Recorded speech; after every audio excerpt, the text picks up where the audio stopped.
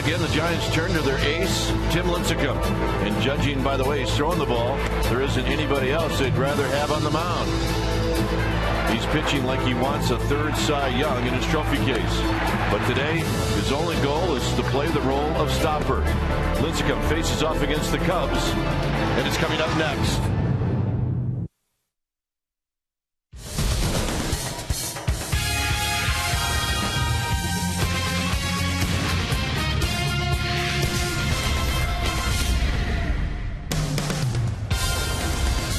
The homestand continues tonight for the Giants as the Giants welcome in the Chicago Cubs, game one of a three-game series. Hi again, everybody. I'm Dwayne Kuiper. Alongside me is John Miller. Mike Krukow, well, Mike is on assignment. Well, John, the one thing that you get to do every day is you get to talk to the manager on the KMBR Manager's Pregame Show, and I'm wondering, you spoke to him today. How's he doing through all of this? Well, Boch always seems to be the same, whether they've won or lost or in a slump or in a hot streak. The night that Tim Lincecum is pitching, he's always doing well. So, and Lincecum himself is doing well. And I think there's even extra reason to believe that he should be fine tonight, because there's only one Cub who has any kind of history of actually tormenting Lincecum. That's Blake DeWitt, the former Dodger, 8 for 18. And really nobody else has done that much with him. So Boch still very adamantly and very steadfastly believes that there are guys in this ball club who have not been hitting, especially lately, who are going to hit. So, it's about time for that to start. We're all in a good mood when Tim Lincecum pitches. Absolutely. All right, when we come back, Amy G is going to take a look at last year and where the Giants are this year. And she's going to do that right after this.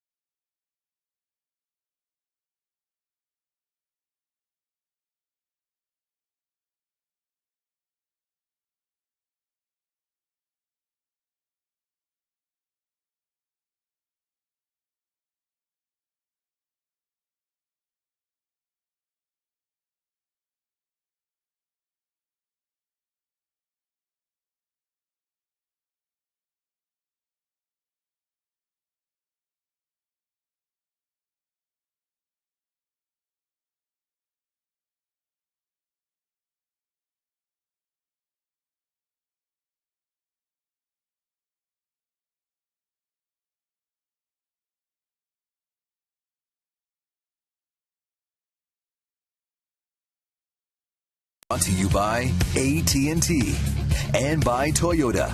Check out the great deals at your local Toyota dealer today. Well, your San Francisco Giants are getting ready to kick off Game 1 of a 3-game series against the Chicago Cubs. And even after a tough extra inning loss yesterday and losing ground in the NL West standings, manager Bruce Bochy told the media today that he was encouraged by what he saw yesterday. Welcome back to the ballpark.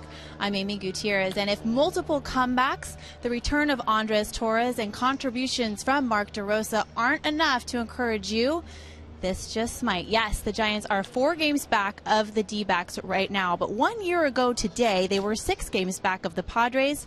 And on August 29th, 2010, they beat none other than the Arizona Diamondbacks to pull within 5 games of San Diego. And if Giants fans learned anything from last season, it's that anything is possible, and there's still time to make a run at an orange October. With Tim Lincecum on the mound this evening, the Giants like their chances. He's going to square off against right-hander Randy Wells of the Cubs. The boys will be back with first pitch and lineup shortly, but first we're going to take you to our Sportsnet Central studios for an update after these messages.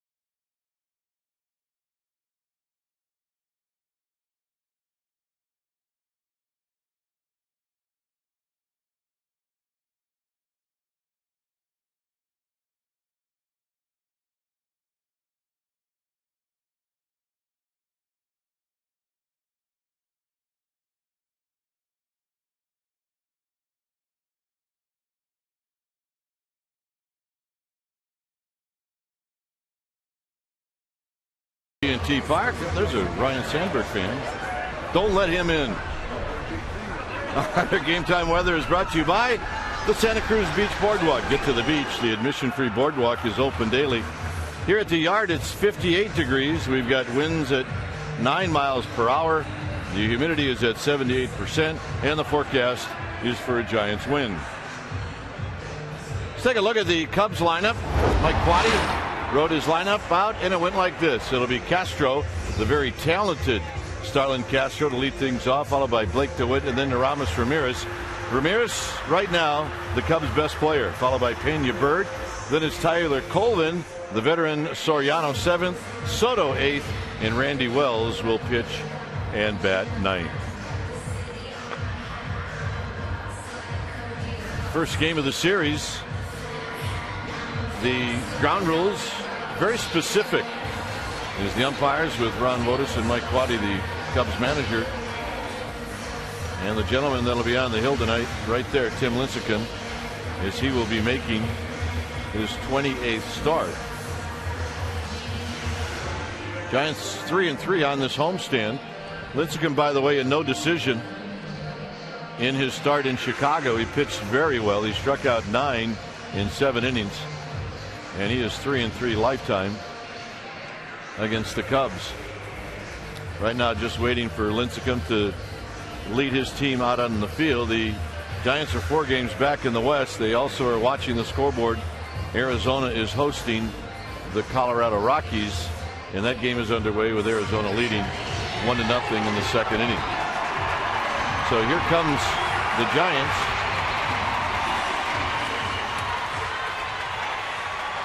Giants bounced back after a very tough loss yesterday. The numbers for Lincecum. Kind of a hard luck season for Lincecum. His record, he is over 500, but with that ERA and how well he's pitched, he should be 8 or 9 games over 500. But he doesn't complain. As I mentioned, his 28th start and his second against the Cubs. And you see the opposition only hitting .210 against them, and it doesn't matter whether you're a right-handed hitter or a left-handed hitter.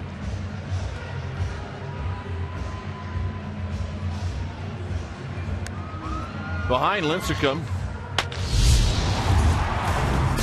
it'll go like this. It will be Belt, Torres, and Beltran in the outfield from left to right.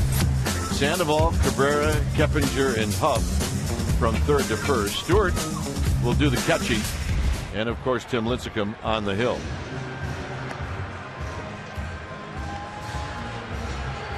We talked about the young star, Starlin Castro.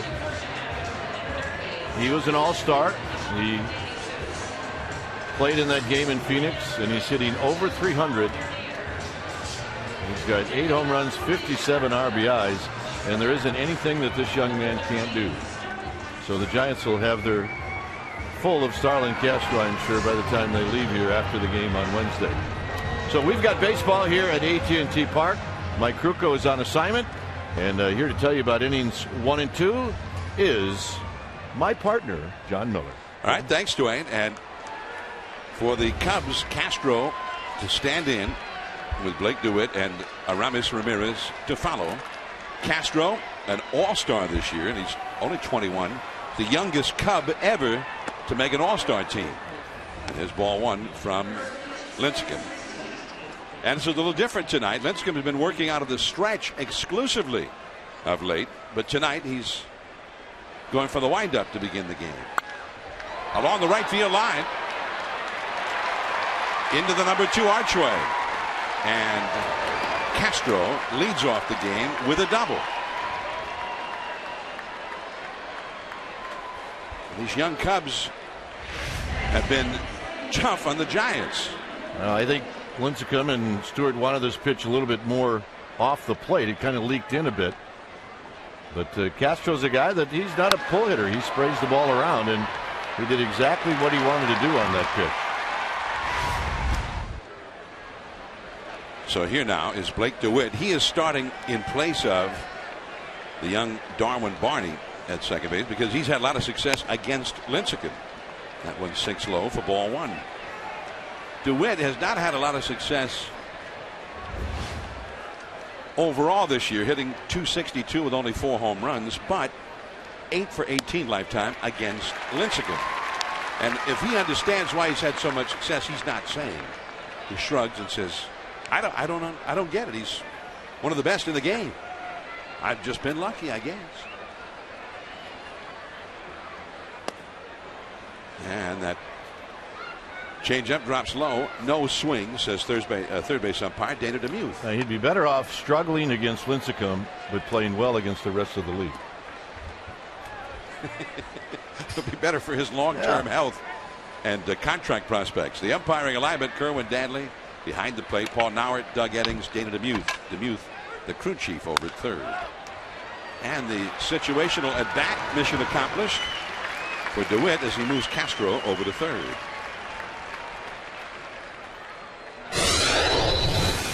The United Airlines leaders of the game and the National League home run leaders since right around Memorial Day. Aramis Ramirez tied with Albert Pujols and Dan Uggla.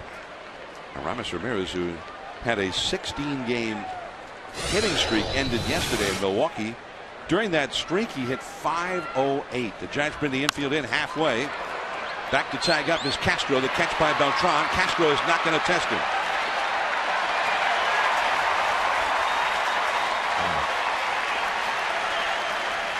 And I was a little surprised that he didn't try it. You know, I was surprised too, John. And I think Starlin Castro got back in time, but the ball was hit so hard and he started to come down the line that maybe he just wasn't comfortable, because he would have scored.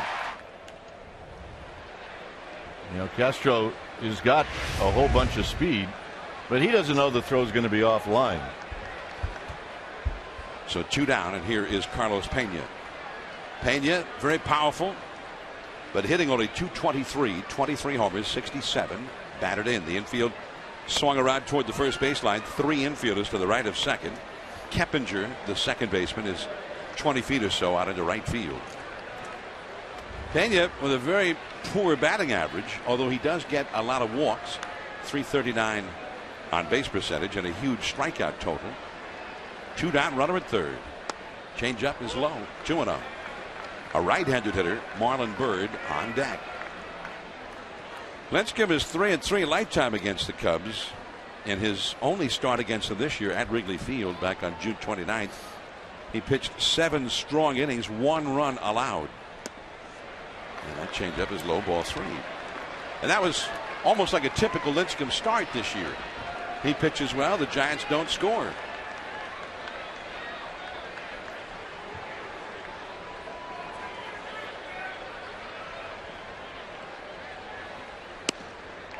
And another off-speed pitch, 3-1. Well, I'm not sure if Lincecum is pitching around Pena now that he's fallen behind in the count. Maybe he doesn't care if he walks him. 3-1 the count. Marlon Byrd on deck. Byrd has never faced Lincecum. The fastball taken. And on appeal, no swing, says Dana DeMuth. So it is a walk for Pena. All right, here's our Farmers Insurance report card. Tim Lincecum, August comparison, last year to this year. Well, last year was just a disaster. This year, all you got to do is take a look at the, well, you can take a look at the wins and losses, but the ERA, 7.82 last year in August. This August, 1.23. Wow. And then that turned around last year. As soon as we got into September, he was unbeatable in September. Saw the ball. Low throw, dug out by Aubrey Huff. Castro and Pena stranded. The Giants are coming up.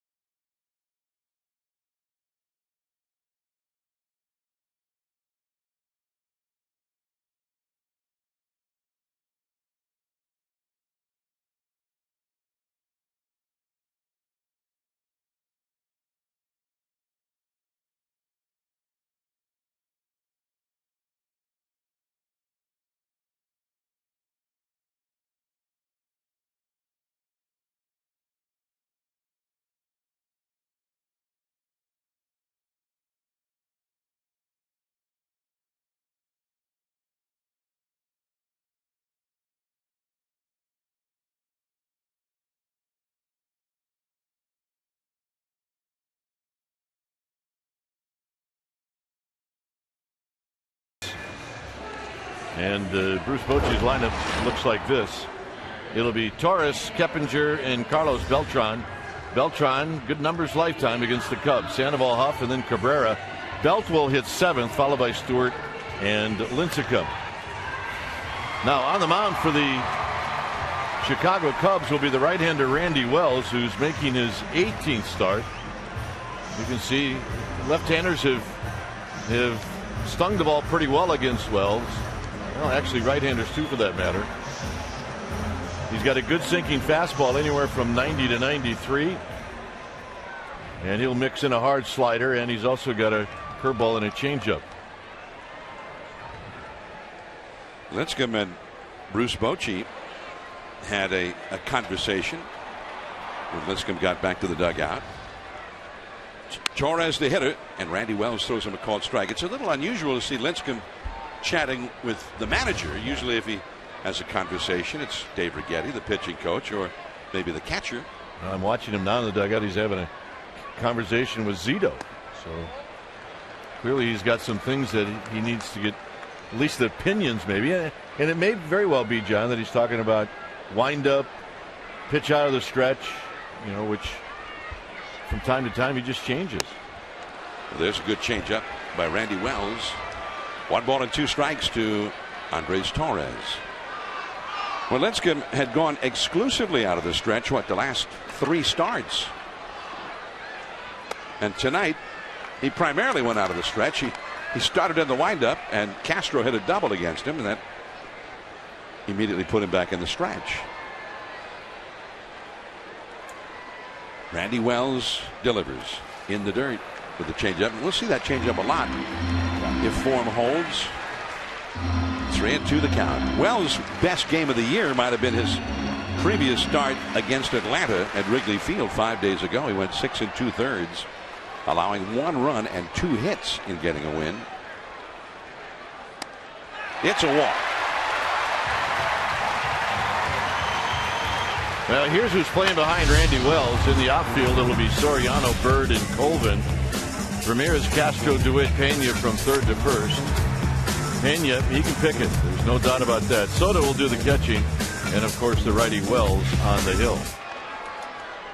And Keppinger comes up. Now, Torres, the only time he got on base in yesterday's game against Houston was the 10th inning. He singled, promptly stole second, and then scored the tying run of the game moments later. He got a big jump away from first, but did not take off. And it's strike 1 to Keppinger, who is hitting .296. Torres, who injects so much life into this ball club. There was one entire homestand where, when he led off the game reaching first base, he scored every time. And he's back to the bag safely. Well, he's leaning, John, like he's going to go. And, you know, there's one at bat yesterday. It came late in the game. Single, steals second, and he scores on a base hit to tie the game. That's what they need him to do.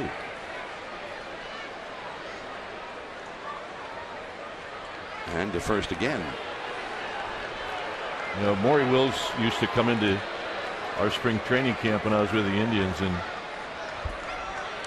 of course he was fearless as a guy that would steal bases and take leads. And he would tell Andres Torres right now, if you're getting back that easily, you need to take another half a step. He's got a long lead, and he is running. And he steals it easily.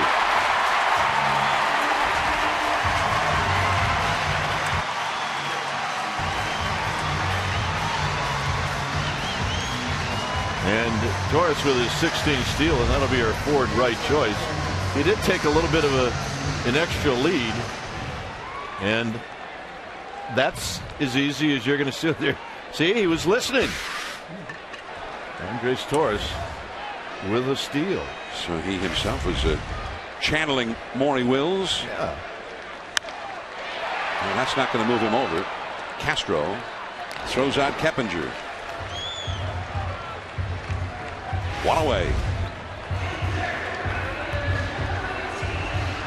There was the extra half a step.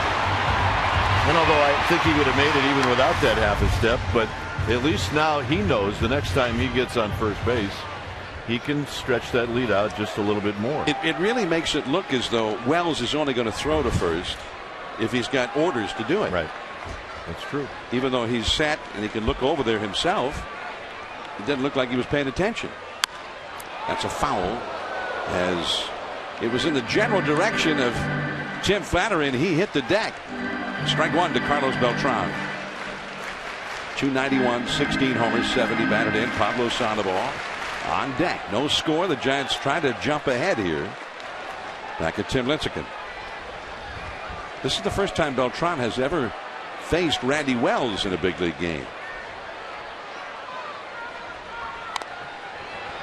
And sorry, I just took over play-by-play. That's all right. Take it. And Beltran bounces it foul. He got a slider right into the hands, and I think Beltran thought maybe that was going to be a pitch on the inner part of the plate, but it ended up getting out of the strike zone and jamming him. I was trying to cover it up, but couldn't think of anything. No, I want you to just go ahead and take it now. The rest of the at bat. No. I started him 0-2. No, Beltran, I think, has got a good feel for you right now. Pablo Sandoval on deck. Beltran behind in the count, 0-2. Torres at second, 1 out. And he got the shortstop out of position as Beltran strikes out. It may have been, John, that Beltran saw that. It's almost like he could not help but see it. Yeah, saw it and thought maybe I could poke one into that hole. Well, this is exactly what Beltran sees. And he says, all right, I'm going to hit a grounder to short. And instead of doing that, he just came up empty. A lot of hitters don't like that kind of distraction at second base when they're hitting one way or the other. The 2 down here is Pablo Sandoval. Hitting .303, 15 home runs, 50 runs batted in.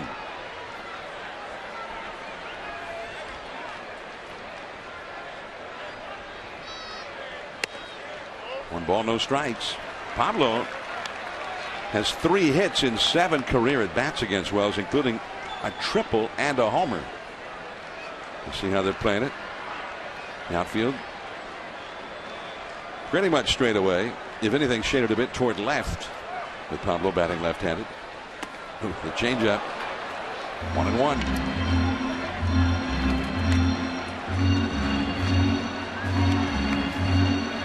Arizona still leading 1-0 over Colorado. That game is in the 3rd inning now. Top of the 3rd in Phoenix. And Arizona has won 6 in a row. Aubrey Huff on deck. Pablo asks for time, backs away.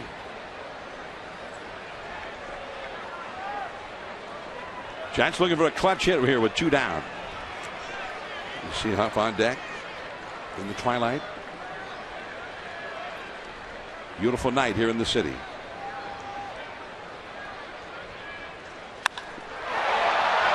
Out to the big part of the yard. Marlon Byrd, and that is the inning. Torres is stranded. Lincecum back to the hill. No score.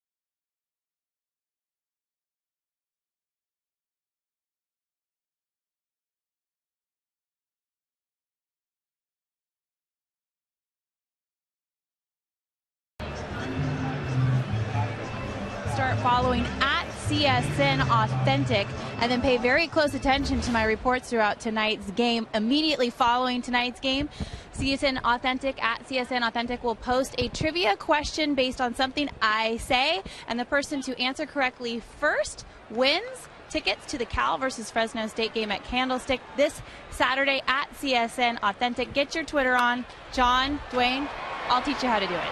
Gentlemen. Oh, hey, we're old veterans on Twittering. One away, Tyler Colvin flies out to Andres Torres to start the Cubs' second inning. No score in the game. What did she say? I don't know. Has she said it yet? No. I don't know. I do know this is when they first started out, the whole Twitter thing. It's like, Twitter? That can't be good. It's like the word. It's like Twitter. It's almost the word itself. If I was doing that, I would never admit it. No, or you get arrested for it. 0-1 to Alfonso Soriano. Powerful right-handed hitter, 242 average, 22 home runs as Lincecum delivers. And that's fouled down off his left foot or shin. And it's 0-2. Well, we got some people working out there in the bay. The good ship Anchor Steam Beer.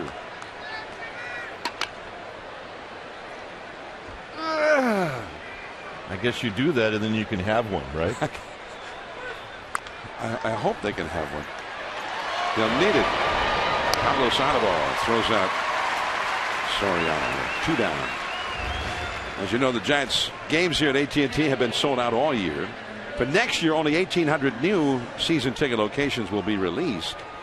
So the only way to be guaranteed tickets to any possible postseason play this year is to become a season ticket holder for next. Act now before that limited number of seats is sold out. You can call right now, 415-972-2298 to speak to a Giants representative.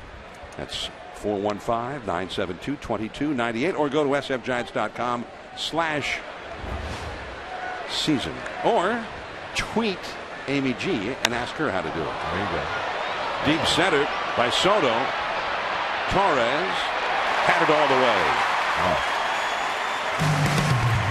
3 up and 3 down. A very quick inning for Lincecum.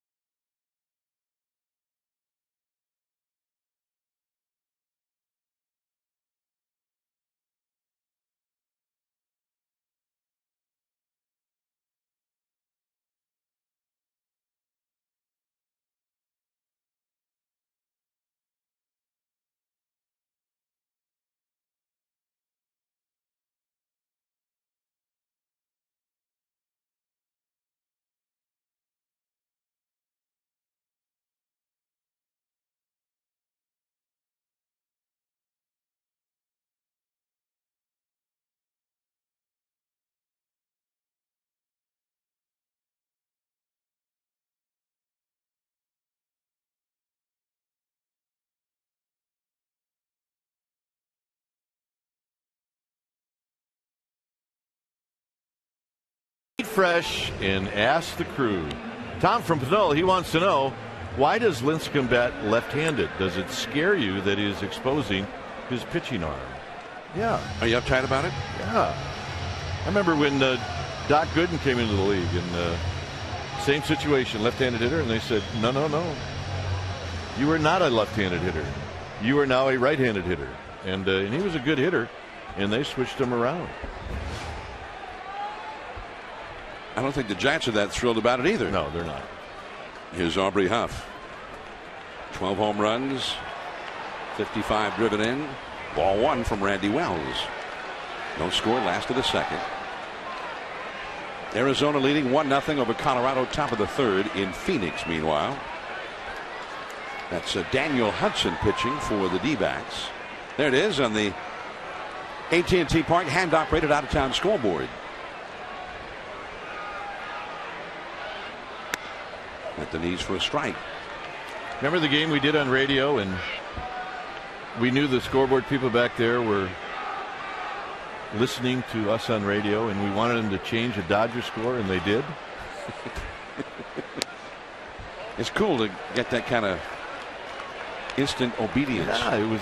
I felt very powerful. Let's see if it works now. Maybe they're watching on TV.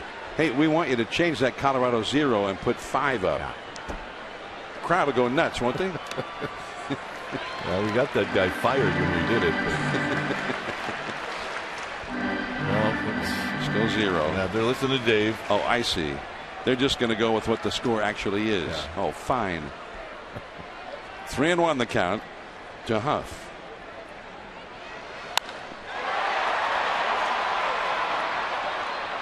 Colvin, that was right at the entrance to the big part of the yard out there. One away.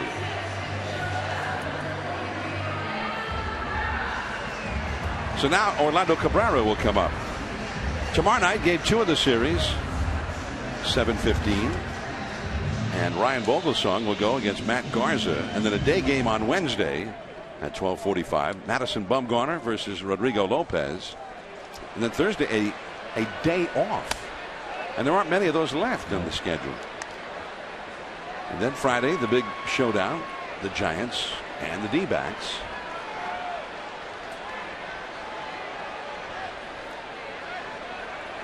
Matt Cain ready for game 1 of that series. Good slider, a beauty right on the outside at the knees for a strike. 1 ball, 1 strike to Cabrera. Hitting .235 as a Giant overall this year. 4 homers, 49 driven in. 1 out, nobody on, no score. And the high fastball is lofted foul and out of play. 1-2 the count. Giants will line up over the weekend against Arizona with Cain on Friday. Saunders, the lefty, for the D-backs. Saturday, Lincecum versus Kennedy, a battle of aces head to head. And then next Sunday afternoon, Vogelsong versus Hudson. Brandon Belt on deck. 1 out, nobody on here in the second. And caught by DeWitt. 2 down. Well, I think one of the things to watch for, John, you say Saunders on Friday? Yes. Is the health of Pablo Sandoval hitting right-handed. I mean, that's something that everybody's going to keep an eye on. Pablo had a right-handed at bat yesterday, and it really did not look like he was able to give it the full swing. He had kind of a 2-strike, try to put the ball in play kind of a swing right away. Yeah, it almost looked like he would have been better off trying to go up there hitting left-handed. Yeah. Brandon Belt, the hitter, dropped down to the 7th spot in the order tonight. The changeup is too low. 2-0 to Belt. Bochy said he put him up there in the 5th spot and wanted to take a little bit of heat off of him because of the fact that hitting 5th, he had struck out 6 times in 2 games.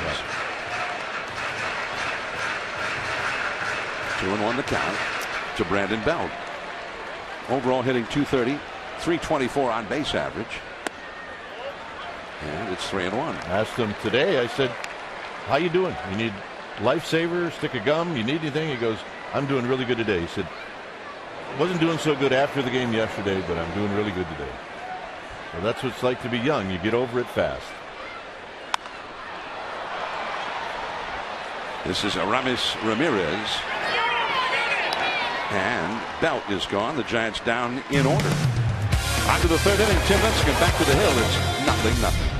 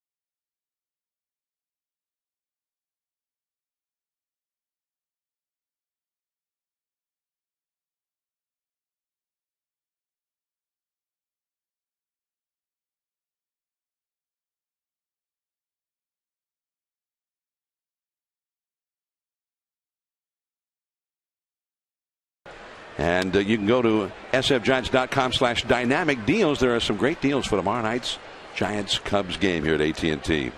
Tim Lincecum against Randy Wells, third inning, no score. Let's go to Dwayne Kuiper. And the next pitch is a little looper to Aubrey Huff. And on the second pitch of the inning, Wells pops out to Aubrey Huff. And that'll bring up Starlin Castro. Castro led off the game by doubling down the right field line. He shot one past Carlos Beltran. But with some nice pitching by Lincecum, he got out of the jam, leaving runners at first and third. 0-0 here in the third inning. First pitch to Castro is up high. He's now 3 for 7 lifetime against Tim Lincecum. Blake DeWitt is on deck. On the ground to short. Cabrera on the backhand. His throw in time. 2 down. We've seen Lincecum make starts over the last month where he's pitched well, but he threw a lot of pitches in the first 3 innings. That is not the case tonight. He's only thrown 24 pitches with 2 outs here in the third inning. Well, they get Starlin Castro third in the majors in base hits now with 170. And both Castro and Darwin Barney, who's not playing tonight, 2 young guys in the middle infield, have been wearing the Giants out this year. You know, only, you mentioned it early, the great numbers that this guy has against Lincecum lifetime kept Darwin Barney out of the lineup tonight. DeWitt with Castro at second base in the first inning bounced out to Aubrey Huff, and that was his job. Either get him in or get him over, and it's now 2 balls and 1 strike. Dave Fleming will be in innings 4, 5, and 6 as John will head over to the KNBR side. Down low, it's 3-1. Mike Krukow will be back Friday night when the Arizona Diamondbacks are in town.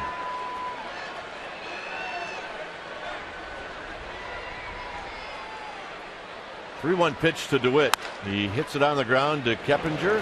Keppinger a couple of steps to his right, and another 1-2-3 inning for Tim Lincecum. Grant some by and meet.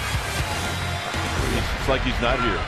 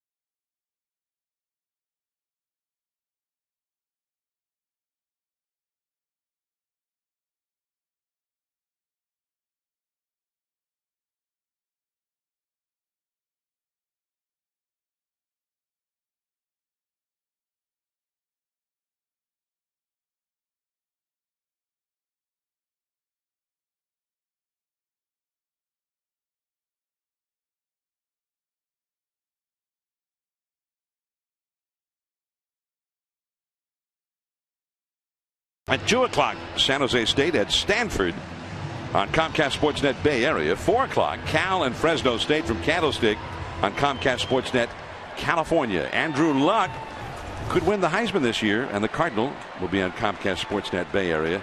And Zach Maynard, a transfer to Cal, up against Robbie Rouse and the Fresno State Bulldogs on Comcast Sportsnet, California. Got it? Yeah, I got it. Here's Stewart. 1-0 to Chris Stewart, followed by Lincecum. Stewart pops it up. That should be playable. Pena puts it away. 1 out. Only one base runner for the Giants. A walk to Torres.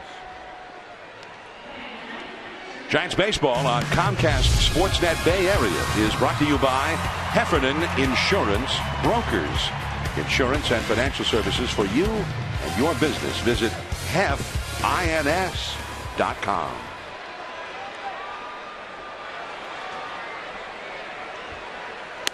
Lincecum on the year 5 for 49 as he takes the first pitch at the knees.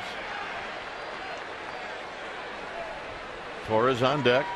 No score. Little dribbler out in front of home plate, and Soto does a good job of keeping it fair by grabbing it as fast as he can. 2 outs. Lincecum is only good lately if you put a runner in scoring position. Yeah. You're right. He knocked in what proved to be the winning run in his last start against San Diego on Wednesday night. That's good. Don't waste him now. Only RBI of the year. And that he may well feel like it needs to happen because they have not been scoring when he pitches. You're right. Here's Torres. Torres walked, stole a bag, and he was standing at second with nobody out. But Keppinger, Beltran, and Sandoval were all retired in the first inning. 1 ball and no strikes. Wells about to throw pitch number 35. And it's hit into center field off the end of the bat. Bird's going to dive, and he's not going to get it. And Torres is on the move. Torres is going to get into second base with a headlong dive. And one thing they got out of Andres Torres last year was that energy right there. Great hustle on that one for his 23rd double of the year. Marlon Byrd made a valiant effort for this one. And just off the fingertips, it only got by him by what, about 3 feet. But Torres had just that smallest of openings, and he turned it into an extra base. And that's our Ultramo, brought to you by your local Toyota dealer. Keppinger bounced out to short. He's 0 for 1. Wells look to second, and Keppinger takes it in the dirt, blocked by Soto. 1 ball and no strike. Now, they like Torres to be aggressive in the base paths and to force the action when it's wise. But I wonder if 1 out, maybe he stays because he also knows he can still steal a bag. Yep. But with 2 down, he wanted to be at second. Yeah, I agree. Beltran watching from the on-deck circle. It's 1-0 to Keppinger. 2 balls and no strikes.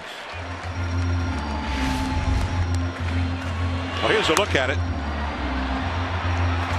So he's already moving well, and then when he sees it get by him, he accelerates. Yeah. And the man can accelerate. That's what most players don't have, and that's another gear. 3-0 to Jeff Keppinger. And that man on deck, Carlos Beltran.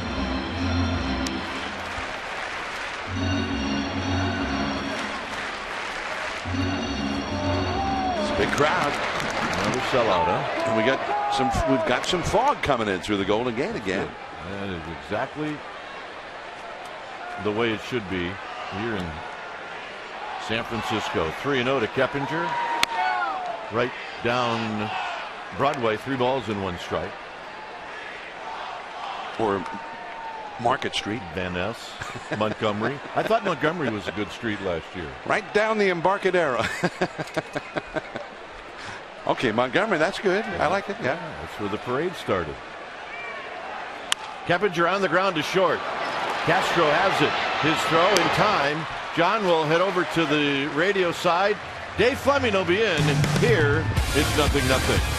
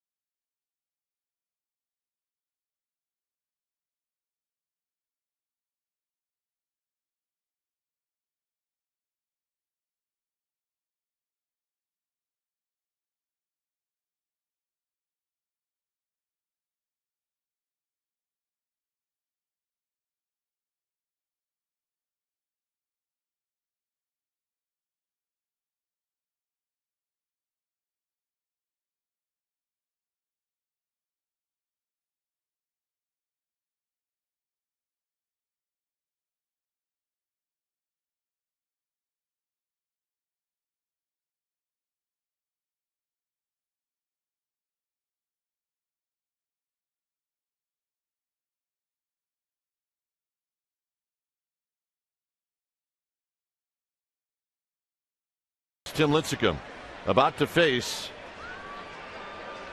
Aramis Ramirez, and Ramirez breaks his bat and bounces one to Sandoval. The Cubs look like the Giants right now. All right, Dave Fleming's with us, and Dave, welcome aboard. Thank you. Nice to be over here with you. I usually don't sit next to you wearing a tie, but I think we can pull it off this time. Usually when I work with Dave, we're on the radio side, but Dave will call play-by-play in innings 5 and 6, so there'll be a little pressure on him to do that. Mike Krukow absent. So here in the 4th, did Mike give any instructions as to what I'm supposed to do with you here? He said you can't say grab some pine meat. Okay, check. Here's Carlos Pena. He said you can use a telestrator if you like. It's just you can't be as good as him at it. Make a few mistakes. Yep, that's right. And I'm not allowed to say that's right, Dave. Pena takes low. Pena drew a walk in the 1st inning. And that's actually Mike right there. Yeah, that's how he spends his off nights. Yeah, Mike with a friend. I'm getting a little jealous, I got to tell you. Somebody get that guy out of there. Pena takes a strike, 2 balls and 1 strike. He's allowed to watch the game, but he has to watch it alone. That's right. Back off, pal. Now wait a minute. That didn't look all that much like Mike. 2-1 pitch to Pena is another strike. It's 2-2. Pena basically a strikeout walk type hitter. The Cubs have tried to invade Giants territory with their own Cub lid. I'm not sure they're pulling it off, but they're welcome to try. Overshift is on in the 2-2 pitch, and it's low, and it's 3-2. It'll be Bird to follow. Some people shocked that Pena is still here. His name was thrown around before the trading deadline.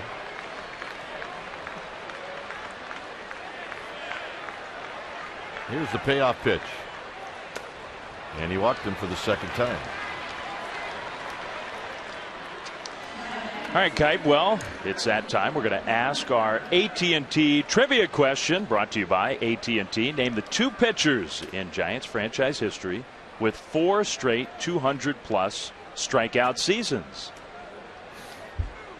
All right. We'll 2 of them. Everybody chew on that for, it won't be long before we come up with the answer.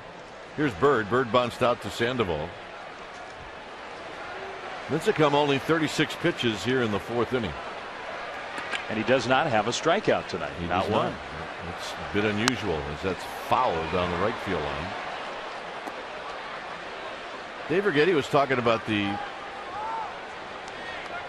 wind-up, pitching out of the stretch. And he really does want Lincecum to get back to pitching out of the windup. He just says out of the stretch, he feels like it's just too much wear and tear on a guy. Down low, 1 ball and 1 strike. He also said, I get it. I know why he wants to do it. I realize he wants to win. But he said in the long run, he has to get back to, of course, not now with a runner on first, but opening up the game out of the windup. I think it's been encouraging tonight that he's tried it. Yeah. 1 ball and 1 strike. Bird on the ground, foul. And it's now 1-2. I think it's been pretty apparent. You guys always get the great close-up shots of Lincecum's facial expressions. And he just still does not look thrilled with the way he's throwing the ball.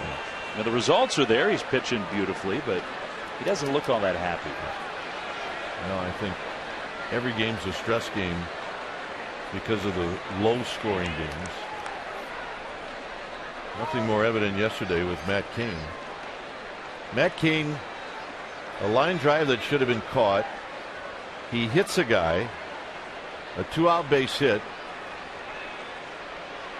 and the Giants eventually lose the game as Bird gets his Well, Lincecum gets his first strikeout. And the whole point is, it was a great example of how when you not scoring runs, you can't make any mistakes. Yeah. You know, Lincecum not feeling 100% after that last pitch, and we don't know exactly what it was. He's always dealing with a little bit of a back, but it looked like that might have been maybe a groin. Looked like it.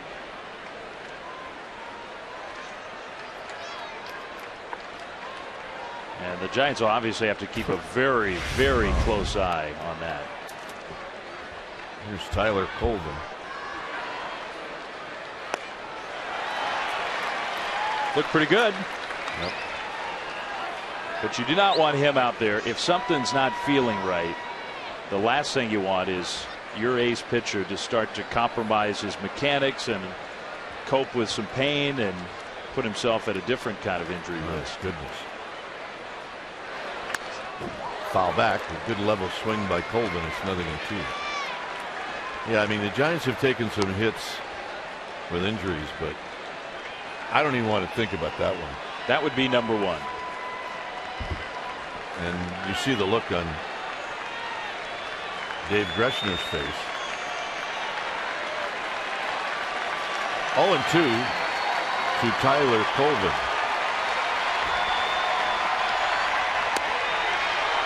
One and two.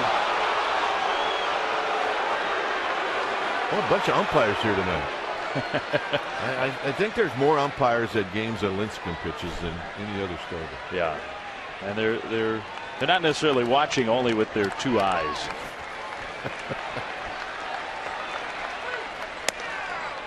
2-2 now to Colvin. I do think Kerwin Danley, the home plate umpire tonight, he can be tight. There are some games where he's real stingy with the strike calls. Now he's got a couple of teams that aren't afraid to swing early in the count. And it's 3-2. So Lincecum really snapped at that throw back from Stewart. Well, the reputation of this hitter, Colvin, is he'll expand. He'll chase a pitch out of the strike zone. Well, Lincecum's not afraid to throw a 3-2 changeup. In a lot of ways, it's almost the perfect pitch. Runner goes, popped them up. Huff says, I got this one, and that'll end the inning. Cubs strand a runner. It'll be the big fellas coming up for the Giants.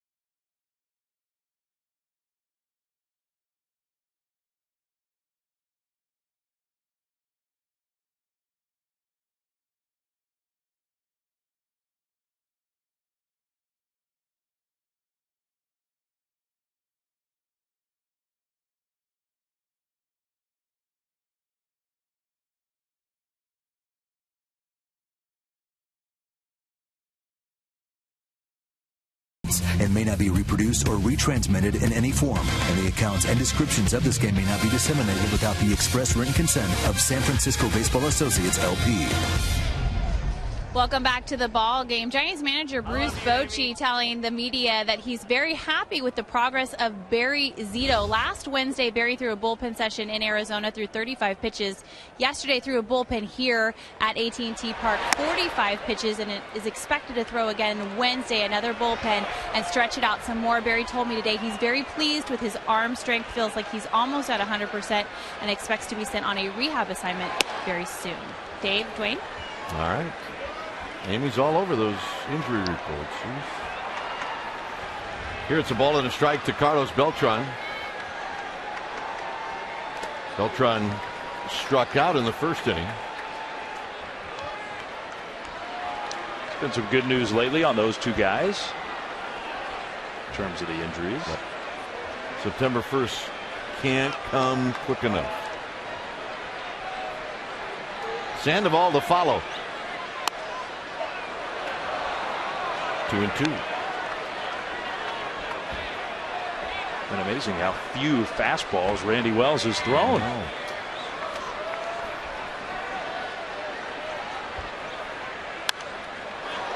And Beltran did get one out over the plate. It stays at 2-2. That must have looked 98 miles an hour. He's thrown so few of them. He struck out on a changeup. The only strikeout that Wells has.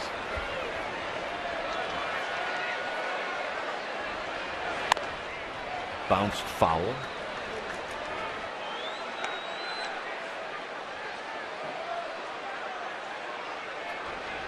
Well, Beltran's looked so much more comfortable at the plate over these last, say, 6 or 7 games.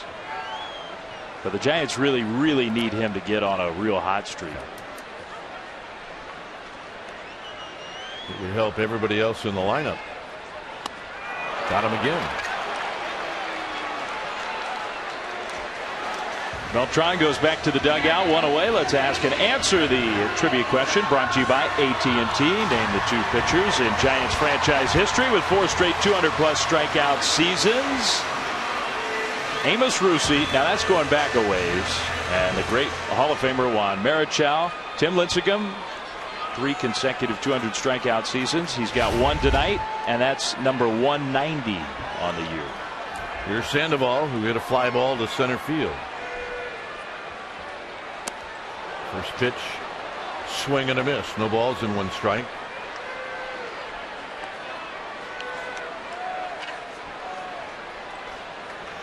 Huff to follow.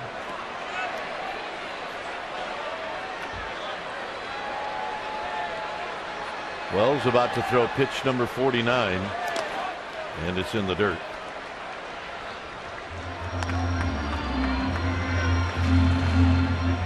The numbers for Lincecum, strikeouts by season,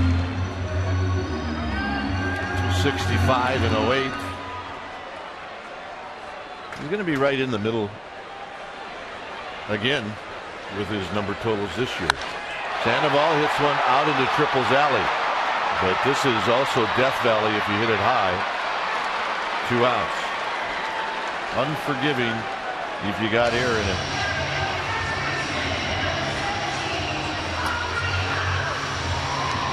Well, I think Pablo's actually had 2 pretty good at-bats, 2 pretty good swings against Wells. But he has really got this entire Giants lineup off balance. Yeah, I'd say he's pitching backwards, but he's not even using the fastball. So it's just almost all off-speed stuff. Huff on the ground to third, slowly hit. Ramirez guns it, and off the bag is Pena, and Huff is aboard.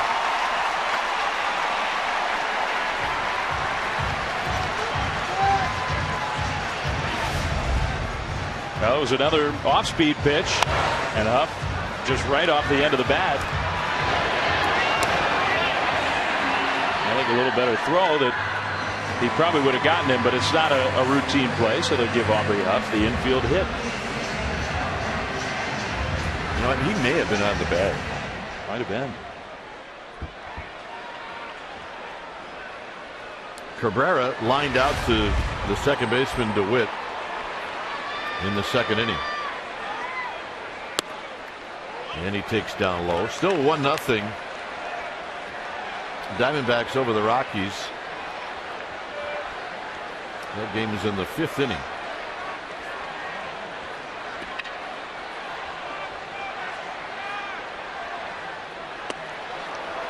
was not a strike. Is Cabrera chased? It's 1 ball and 1 strike. Well, it's Daniel Hudson tonight for Arizona, and we know about him. He's got great stuff. He's having an excellent year. But the Rockies have really been swinging the bats lately, scoring a lot of runs. You figure they go to Phoenix, they're going to put some runs on the board. Big topper. Castro decides to go to first, and that'll end the inning. Giants pick up an infield hit through 4. 0-0.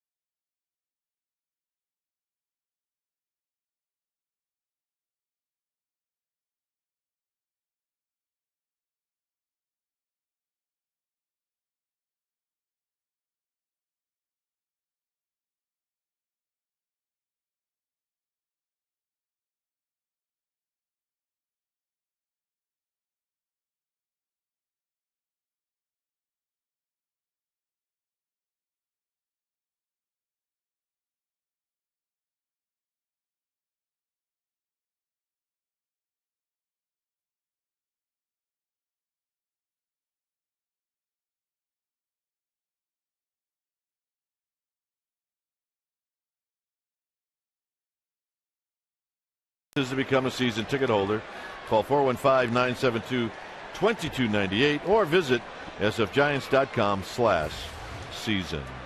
Here's Dave Fleming. First pitch swing by Alfonso Soriano, and he popped it up out of the reach of Aubrey Huff, though. Just a strike. Underway here in the 5th. No score. Cubs with only 1 hit, and that was the very first hitter of the game. Starlene Castro led off with a double. Didn't score, and the Cubs haven't had a hit since then. And the best news of all is that Lincecum is out there on the mound here for the 5th and is apparently just fine. Strike 2 to Soriano. A little scare in the midst of the 4th when Lincecum finished a pitch. He clearly felt something uncomfortable, but it finished the 4th inning. Just a brief conversation with Dave Greshner back in the dugout, and here he is. High fastball there for a ball. Soriano's 0 for 1. The only base runners, Castro with that double, and Carlos Pena has walked twice. Soriano crushes that one, though. Deep left center field. Gone. And that's the first run of the game. Soriano's 23rd home run of the year.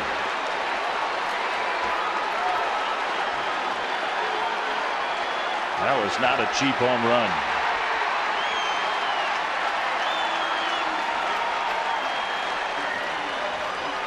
Well, you don't get cheap ones in this park, especially in that area. But it is just around belt high, and when Soriano hit it, he had a pretty good idea that it was going to go. So did Lincecum, because it had the right sound. Now Soto takes a slider down and away. Well, it's the one thing that Soriano still does. His game has eroded so much over his career. He's had a great career, but he still hits home runs. He's still got that power. And that was an obvious mistake pitch from Lincecum. And it's actually strange to see him hitting that low in the lineup. Yeah, just gives you an idea of how poorly things have gone for him. But not with that swing. Guy who for years was one of the most dynamic players in the sport. High fastball, and Soto hits it foul. And to think that when he was a young player, he was a second baseman. second baseman. And then center fielder for a while. Now he's a left fielder. Full count here to Soto. Still nobody out, so you get the 8th place hitter with the pitcher on deck. And Lincecum definitely does not want to walk Giovanni Soto in front of Randy Wells. Cubs have gone ahead on the Soriano home run. He gets Soto to chase that slider. So 1 out with the pitcher coming up. Giants baseball on Comcast Sportsnet Bay Area is brought to you by the Solar Company. The Solar Company, call 877-60-SOLAR to schedule a free solar analysis today or visit thesolarco.com. Called strike to the pitcher Randy Wells, 0-1.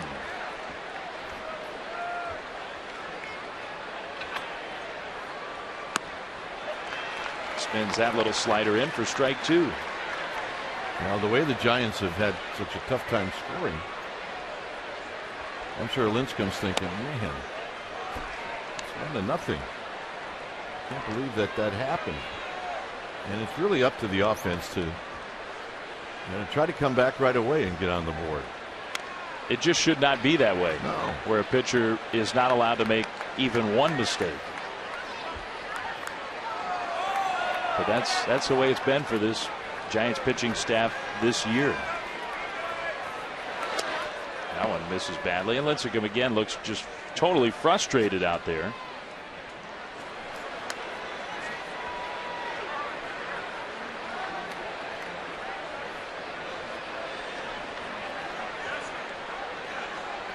Two and two to the pitcher. A check swing, and man, that one got into the seats in a hurry. Spooked the on deck hitter Castro. Ducked to get out of the way. Yeah, I don't think it got anybody, but it was close. Still 2-2. Randy Wells, big guy up there at the plate. Did he go? No. Paul Nauert is the first base umpire. He said no, and that does not make the skipper happy.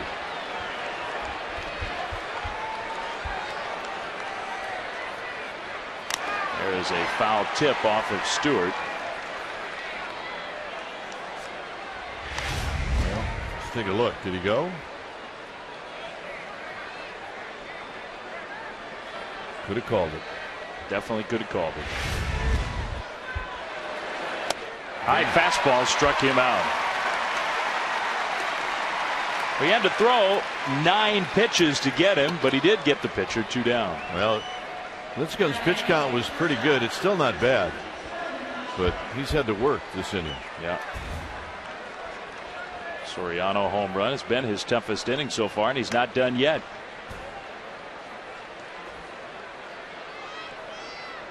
Last 2 hitters have each had the count full. Starlene Castro was an all-star this year at a very young age. And he was unhappy right in the middle of that swing. It broke down, strike 1.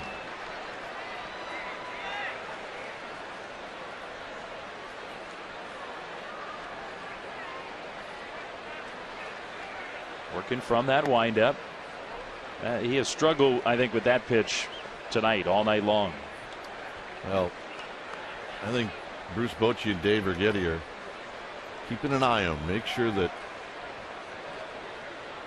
he really isn't out there injured. Yeah. Tried the slider there and missed with it.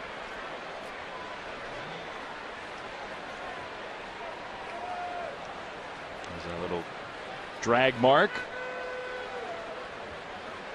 Lincecum's signatures. Castro peels one to right again. Second time he's done that in this game. Beltran has a chance, but the throw is just a little bit late. A 2-out double. Second double of the night for Castro.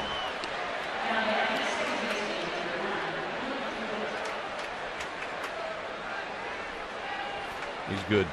He is good. The Cubs, it's been a very tumultuous year for them overall, but even just for their young star. Castro's got a chance to lead their franchise for years to come, but he's had some horrible mental mistakes and They are really concerned about Castro just maximizing his ability level. There's a little slider for a called strike to Blake DeWitt. And the other thing, Dave, I think what they want to do is they want to catch it now. Yeah. Catch it when he's just a baby. Otherwise, my goodness, you're going to really let a talented young player get in some really, really bad habits. Ball 1 to Blake DeWitt, who's had a history of big hits against Lincecum. 0 for 2 in this game. It's been a tough inning for the Giants ace, and he's given up a run. Trying to keep it at 1. Good fastball, strike 2.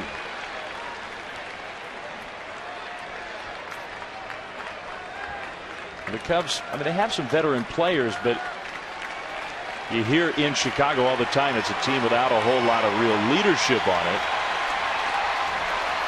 Maybe at least a small reason why they've struggled so much. Did he go on this one? We'll see. No swing.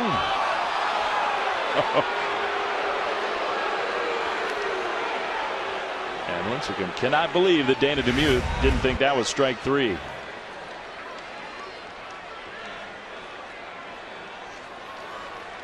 I think on a play like that where the ball's in the dirt on strike 3, it's up to the home plate umpire. He's got to make that call himself and has to make it right away.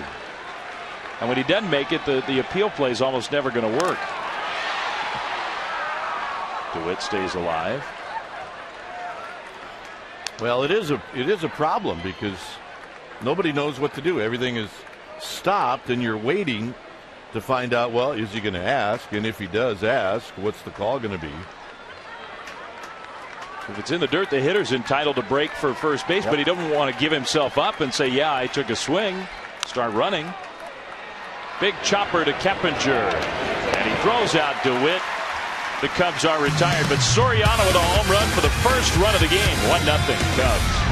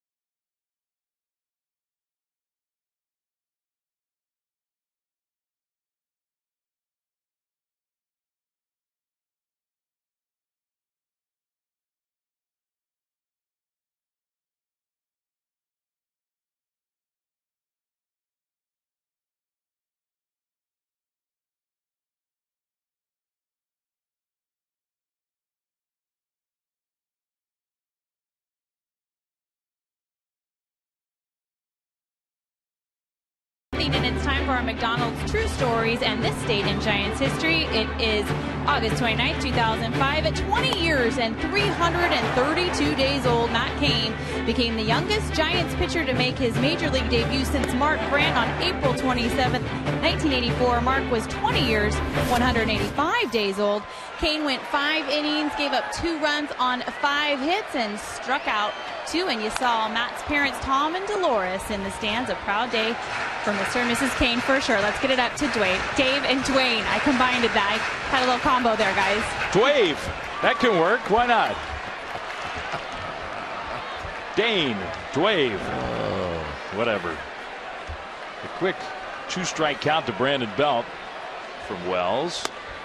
And he throws a fastball off the inside. Ball 1. Well, I'll never forget that debut for Kane. He was considered to be such a big prospect. That was part of it, and the Giants were looking for young talent in that late 2005 season. But also the way that start ended. You remember that at bat he had, Kane, against Todd Helton of the Rockies. Yep. And I think it was the final hitter he faced in that game. And it was like a 13-14 pitch at bat, something ridiculous.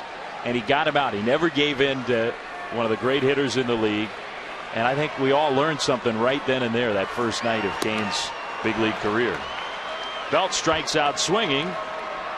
Chased one down and away for the first out here in the last of the fifth. Well, you also saw walking off with him was his catcher, and that was Mike Matheny. Mike Matheny. And Matt Cain holds Mike Matheny in very, very high regard. Helped him as a young pitcher. Kane's the elder statesman now. He's been around longer than anybody else on this Giants team. But Matt Morris, Mike Matheny, guys who helped him in his young big league days. Yep.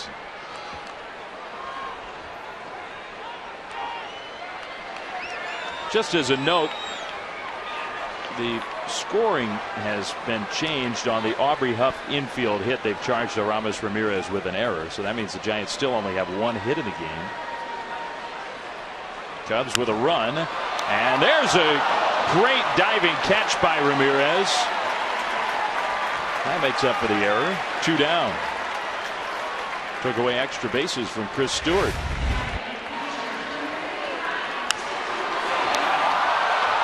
Well, if you think for 1 second that it's going to be easy at any point this year for the Giants to score runs and to get base runners on, just take a look at that. I guess you just got to hit more line drives, and then they'll start to fall in. Hit more of them. Some of them will find a place to go. Well, Amy was talking about the anniversary of Matt Cain's debut. It's the anniversary of your home run. Right. They had a moment of silence in Cleveland tonight. Remembrance of. Yes. Come on. Great day in baseball history. For us, at least. Oh, my goodness. Just think if I hadn't hit one, we wouldn't have anything to talk about. Yeah, we've used that over the years, that's for sure.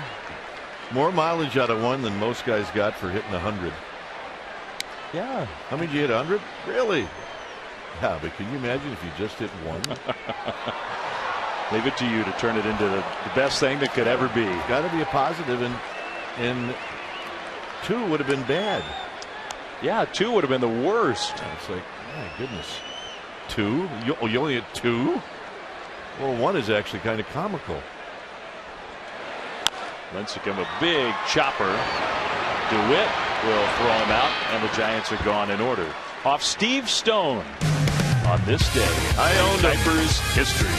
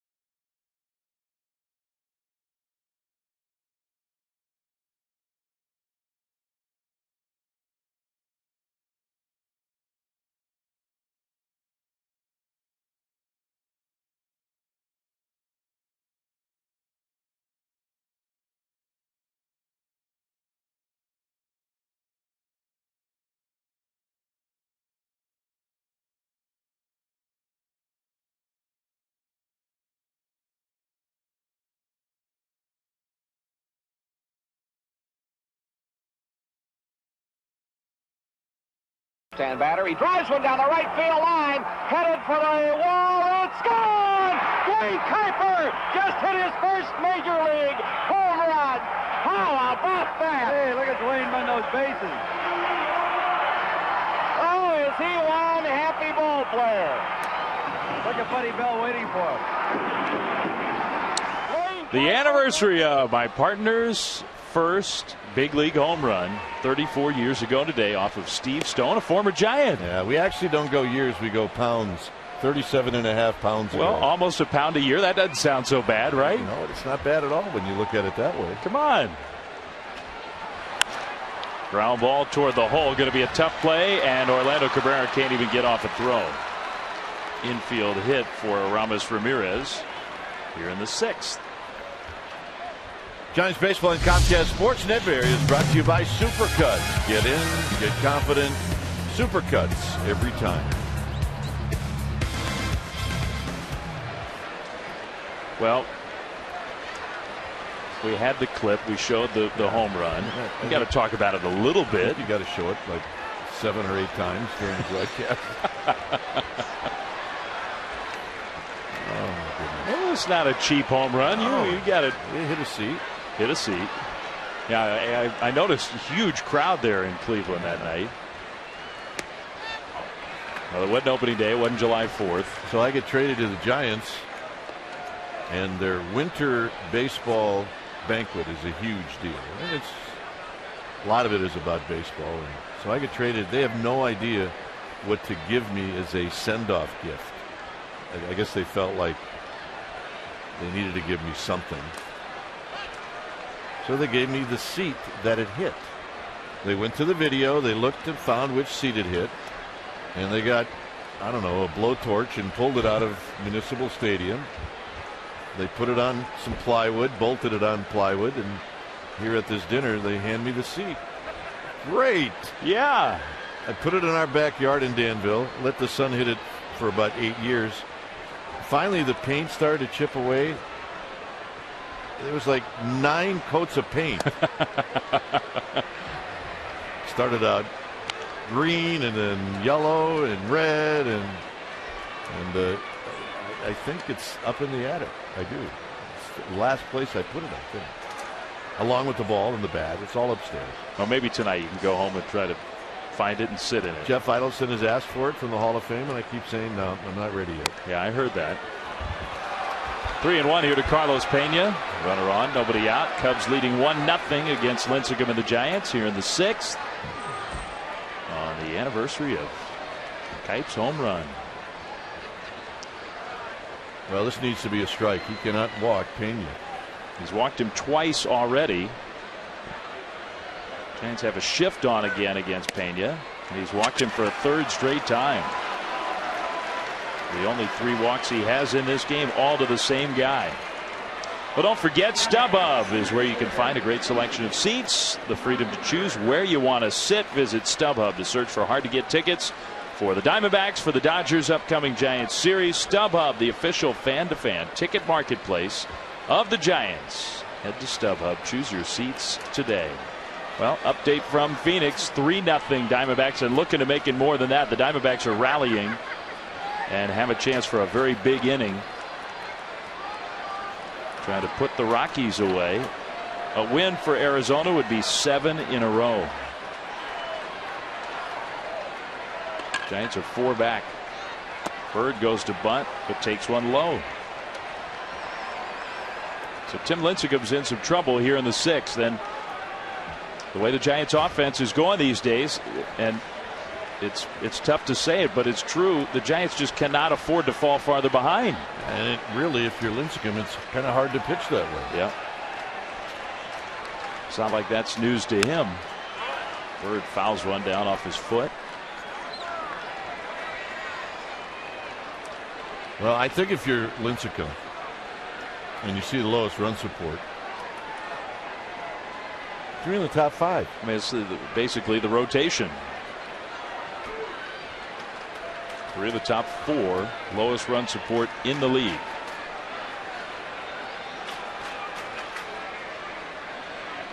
Two on, nobody out. Foul ball. Well, I mean, if you're Lincecum, this is how you have to look at it. I got to get out of this mess. And the Giants have the top of the order up in the bottom of this inning. And you almost have to take it, at least from an offensive standpoint, inning by inning. And otherwise, you drive yourself nuts.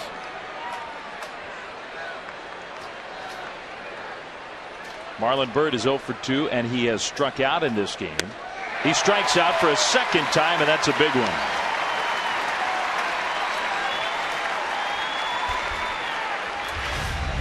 Well, let's see what Lincecum throws him. And it could have been the hard slider, could have been maybe a little bit of a cutter, but Byrd was all messed up. He did not look comfortable at all on that swing.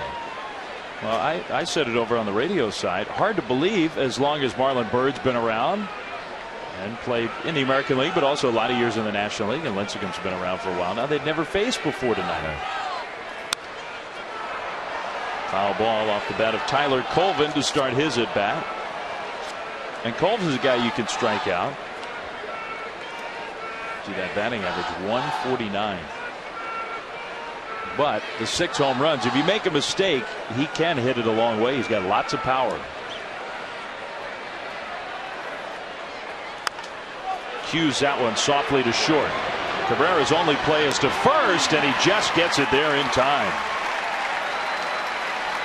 Just hit too softly for the Giants to think about the double play or even cutting down Pena at second. And now you wonder what the Giants will do. Soriano comes up here with 2 down. You have first base open. And I'm not sure Alfonso Soriano, who hit a home run his last time up, to deep left center field. Right out, middle in. Knew it as soon as he hit it, and so did Lincecum. 23rd of the year for Soriano, the only run of the game to this point. Just misses low with the fastball. But I'm not sure Soriano's a guy you walk intentionally just because you figure you can get him to chase a pitch. If you make your pitches, you can get him out.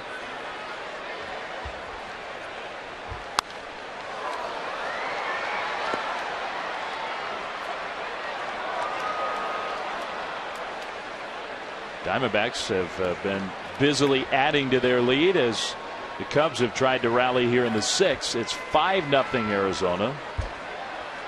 2 on, 2 out here for the Cubs in the 6th. Off the plate inside.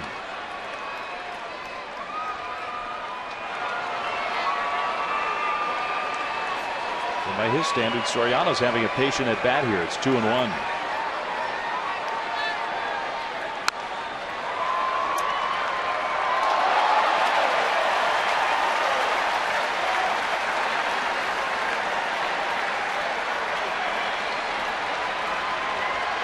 All right, here's the deal. We need louder cheers from the Giants offense than plays made in the stands by fans. That's the deal tonight. That's a reasonable request. Wow, Soriano, I don't know how he made contact with that pitch to stay alive. Is that the extendo bat? That was the extendo bat big time. He does use a big bat. He always has used one of the biggest in baseball.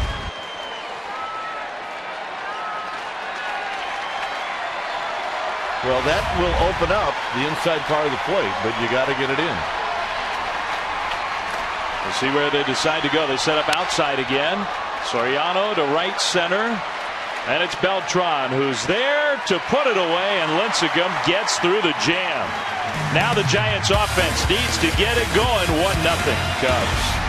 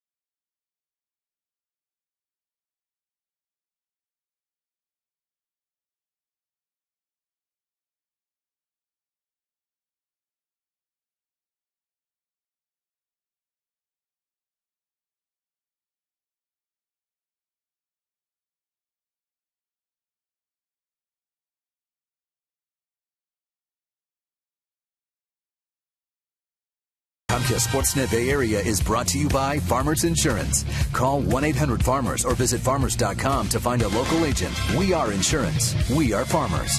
By Xfinity, home of the most live sports. And by Jack in the Box. Come try the new Jumbo Breakfast Platter for just $2.99 plus tax at Jack in the Box at participating restaurants.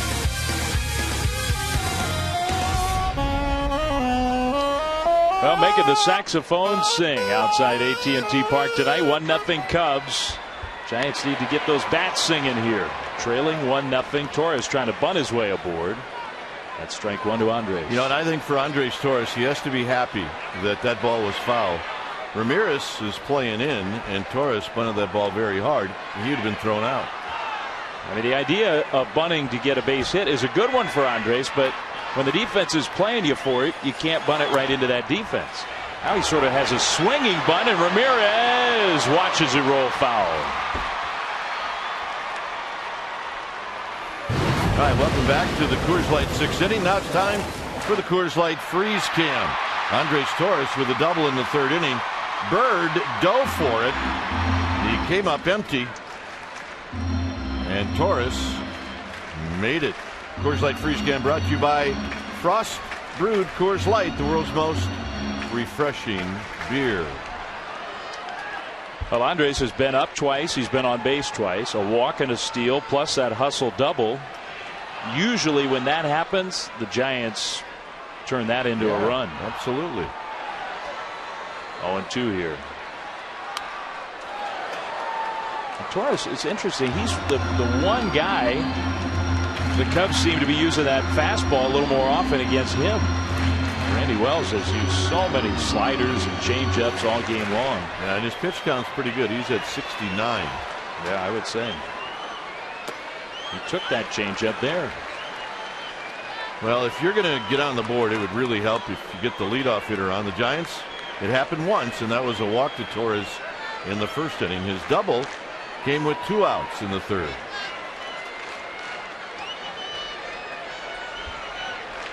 Yeah, Keppinger and Beltran coming up here. And another good job by Torres. And right now, Dave, if you look at that scoreboard, and I know the Giants players do, you have to play the remaining parts of this game like your hair's on fire. You really do.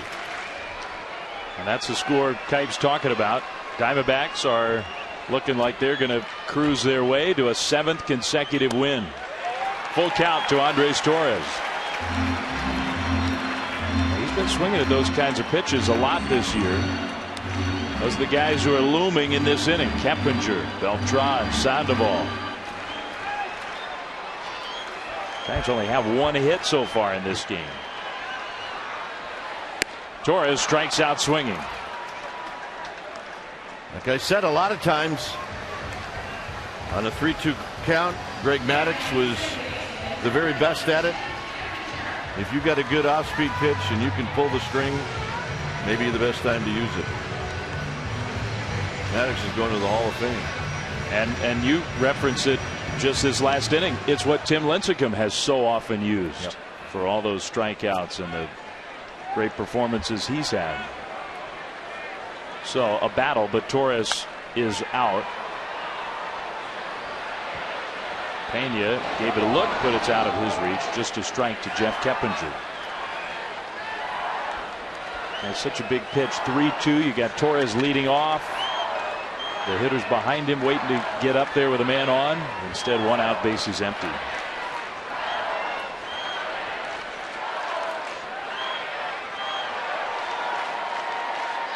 Keppinger has grounded out twice, and now he finds himself in an 0-2 hole.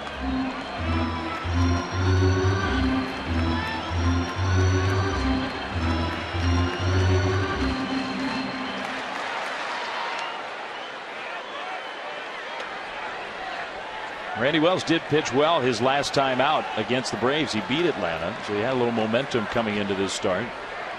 It's not been a great year for him. Keppinger takes strike 3 call. Fastball right there. 2 down for Carlos Beltran.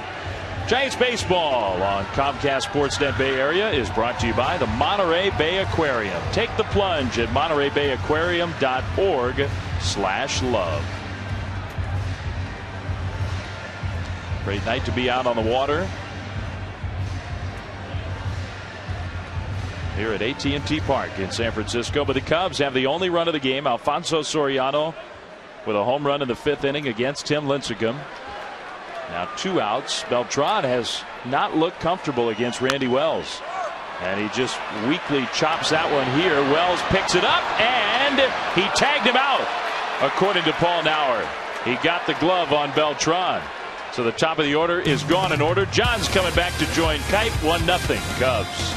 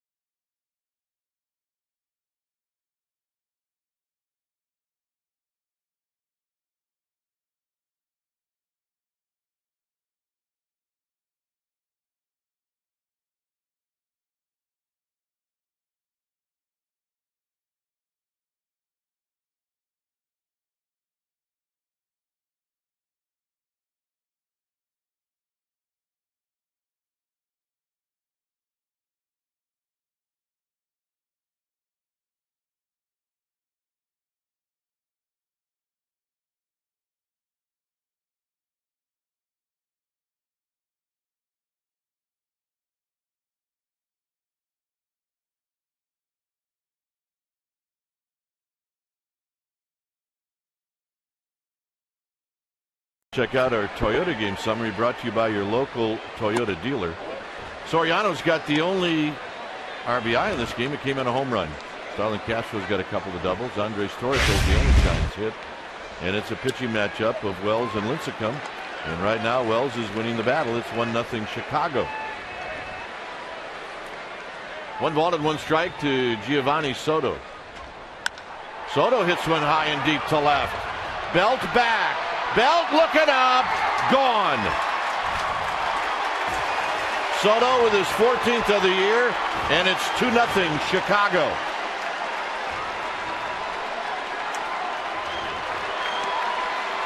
Giovanni Soto had been in a slump, was 0 for his last 14, and has not hit much in the last 3 weeks.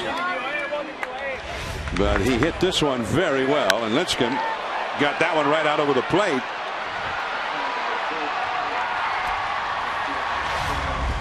Here's Wells, who takes down low. He may feel like he can't get away with anything right now. Well, I mean, I think that's what everybody on the staff feels like. 2 solo home runs. Hey, that's a lot of guys would take that through 7 innings. But when your offense is really struggling, it almost makes it look like it's 5-0 as Wells takes high 3-0. Lincecum also had thrown 49 pitches in the last 2 innings. Yeah, so Dave Righetti's going to come out, maybe calm him down a little bit. Edlefson was down there fixing his belt buckle as he heads down to the bullpen. You give up a home run to the 8th place hitter and you throw 3 straight balls to the pitcher, and you have to go out and say, all right, what's going on?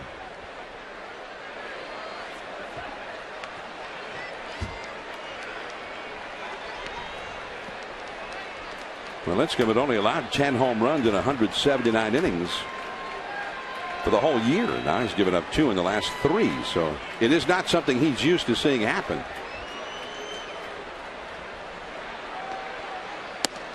strike to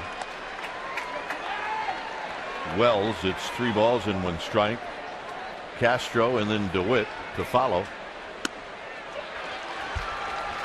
So a calming influence so far from Dave Righetti. And the walk. Oh. And Bruce Bochy is all over Kerwin Danley. Well, some umpires will only go on that knee-high pitch as to where the catcher catches the ball. But it's supposed to be as to where the ball is when it reaches the plate. Catcher's about 5 feet behind that. So it looked like it was right at the knees, and it got called ball 4. So now it's Castro. Castro's got 2 doubles. A home run and a walk. Edlifson in the bullpen. So Castro, the 2 doubles have not hurt the Giants. It's just been 2 solo home runs that have hurt them.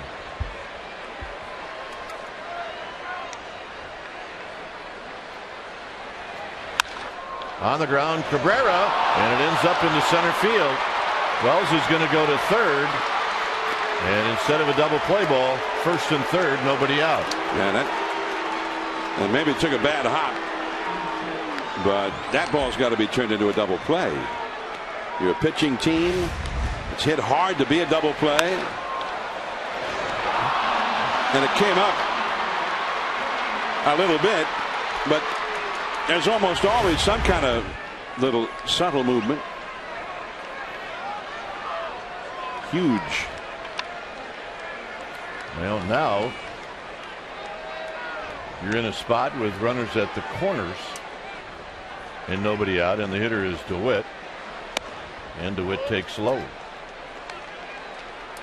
Home run walk to the pitcher, and an error by Cabrera is set up the Cubs to go fairly large here in the 7th, and that's in the dirt, blocked by Stewart. And pitch 107 now for Lincecum, and it's 2-0. Well, you can see the frustration on his face. And I think it's more than just giving up the home runs. I think it's knowing that every pitch you make, if you make a mistake, maybe that's all it's going to take.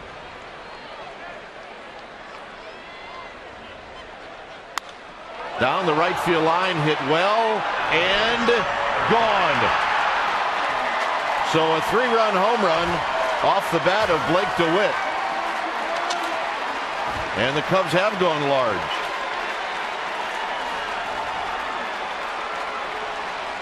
DeWitt had pretty good ownage on Lincecum coming into the game, and he catches Lincecum right here in the 7th inning. Maybe a little tired, maybe a little ticked off, and it's a 3-run home run, and it's 5-0 Chicago. So Bruce Bochy takes the ball. When it's time for a change, think Speedy, oil change and tune-up. Your oil change, tune-up, and smog experts. We'll be back.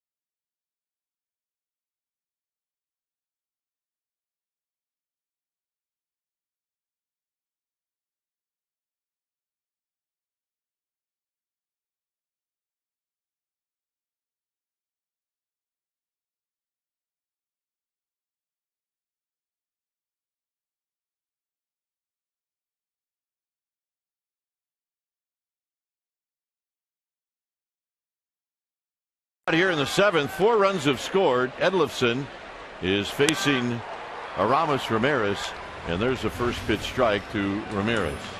So you see the numbers for Edlifson. He's been good. He's only thrown 2 2/3 innings in the big leagues. On the ground to Keppinger, and Keppinger will make the play. Tim Lincecum allows 3 home runs in a game for the first time in his major league career. He'd had 9 games where he had allowed 2 home runs prior to this.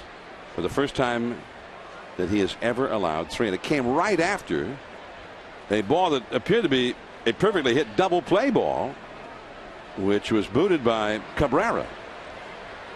So a catastrophe in this ball game for the Giants. And Dwayne, it came right after, just minutes after the 4-run inning for Arizona at home against Colorado. Yeah, here was looked like a changeup that was belt high.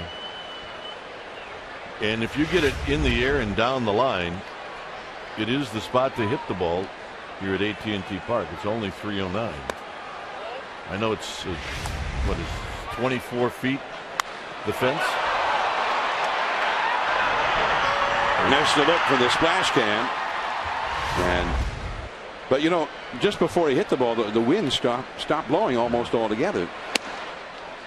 And it's that wind that usually makes that 309 play deeper than it looks. The wind is once again picked up a little bit, but not a strong wind.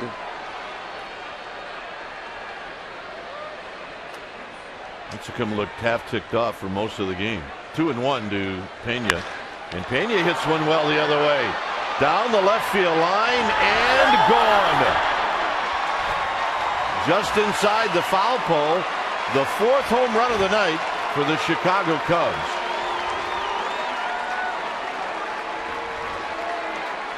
You don't see many left-handed hitters go the other way, especially down the line, but Pena's got a ton of power,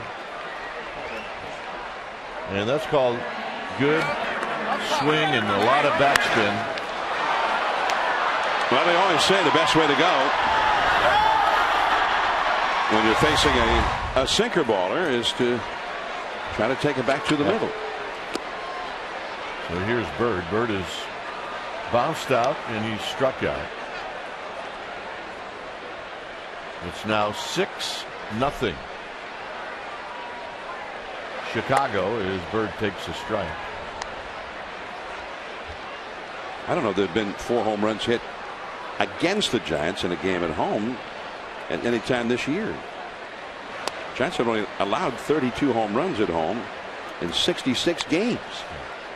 So it's probably not likely that that's happening. What's that? About 4 home runs every 17 games or so they give up. Oh, goodness. Sandoval gets it on a big hop. 2 outs here in the 7th inning. It's not over yet. I know, it does feel like this inning has absolutely gone on forever. It started out with Giovanni Soto hitting a home run. See, Arizona's got a 5-0 lead.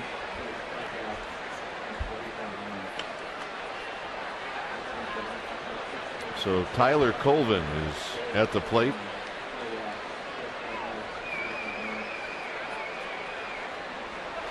And he bounces this one to Huff. Huff's got it. He will flip it to Edlifson, and that'll end the inning. Damage done, however. 5 runs here in the 7th. It's 6-0 Chicago.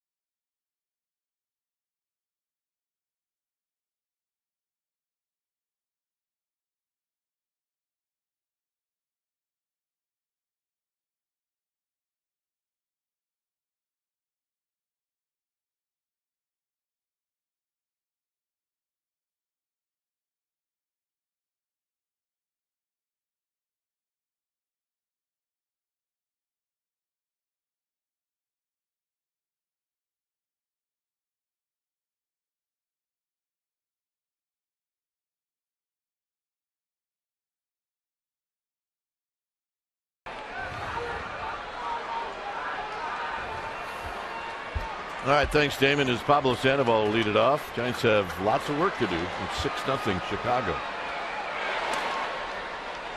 Sandoval has hit the ball hard twice.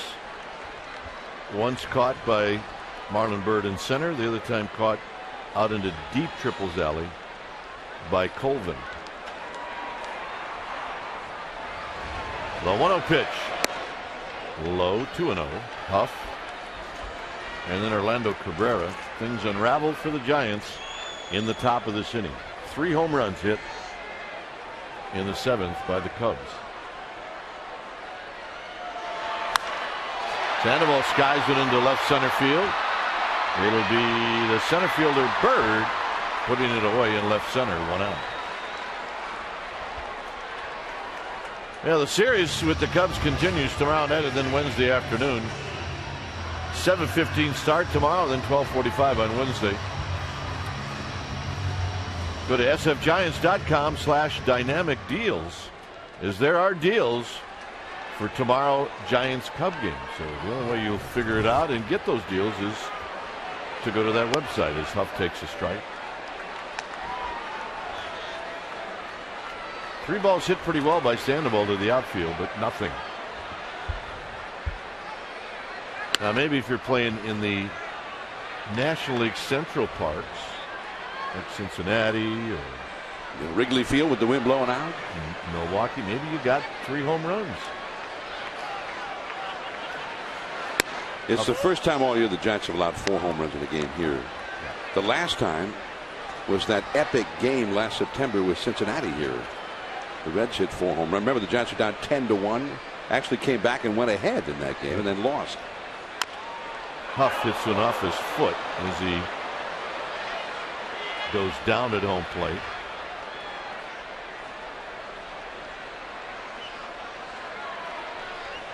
Yeah, they're telling us the Red Sox hit 5 home runs here in one game. But that was way back in 2004. I'll never forget that. It was the first game of that series on a Friday night as Dave Grescher is going to come out and see if he can help Aubrey up. He is in quite a bit of pain. The Red Sox came in here and made themselves right at home. That was the year they ended up winning the World Series, 2004. But later that weekend, the Sunday, 2 days later after they hit 5 home runs, Jason Schmidt pitched a 1-hitter against him. Maybe threw one of the great games ever in this ballpark. Let's take a look at Huff. And where did he get himself here? Ooh, right on the shin. Ow. Yep, that'll leave a mark.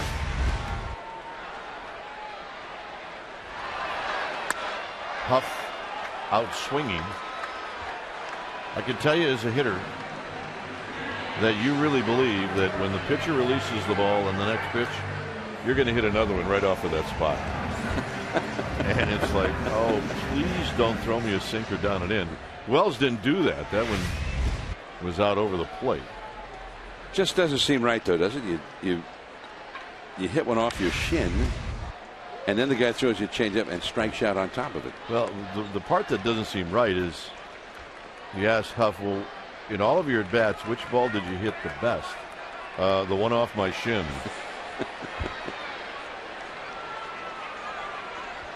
Cabrera drives it out to right field. Colvin is there, and it's a 1-2-3 inning for Randy Wells. 8th inning coming up.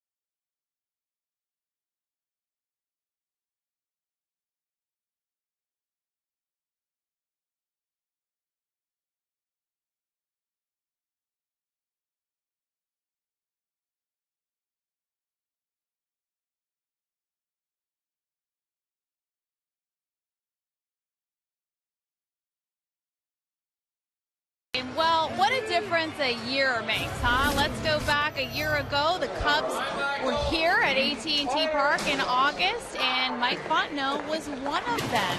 During that series, he was traded to the Giants, made the walk down the hallway, and became a world champion. In November, Fontenot got married, and gentlemen, Mike told me today that he and his wife Ashley are expecting a baby boy in January. Mike Fontenot still in touch with some of those Cubs and hopes to see some of them during this series. Gentlemen. All right. Thanks, Amy. Thank you, and congratulations to the Fontenos.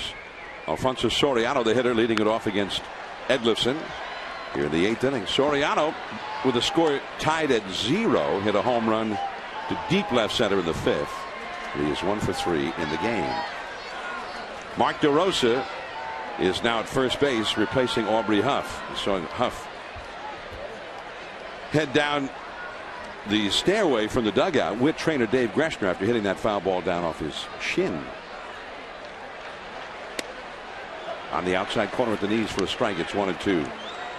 One thing that Bruce Bochy has been fearful of is this young Giant pitching staff. And although Lincecum and Kane, they've been around for a while, they're still fairly young guys. As Soriano slaps that one to DeRosa for the unassisted putout, and there is one away. Giovanni Soto will come up. But one thing they've been worried about is the Giants' lack of offense has put so much heat on those pitchers, where so often they cannot afford to make any mistakes. One mistake could well cost you a game. And Lincecum gave up that home run to Soriano on I think a mistake in the 5th inning, and they left one out over the middle of the plate to Soto for a home run in the 7th. And it was almost that he walked the pitcher, and then a little bit later there was the error on a double play ball, and you just couldn't help but think, and maybe I'm totally off base on it, but that it really was getting to Lincecum at that point. I think he was. I absolutely do. Slider in the dirt, and the count is 2-1. In all the years we've watched him, you know, it really doesn't happen very often. And I think it should be a concern of Bruce Bochy and Dave Righetti. I mean, there's a certain attitude right now that they're going to have to go out there and allow maybe 1 or 2 runs, and if they allow more than that, they're not going to win. And all too often for Lincecum this year, if he allows 1, it's too many. That's a walk for Soto. And Randy Wells will come up. There's Righetti on the left.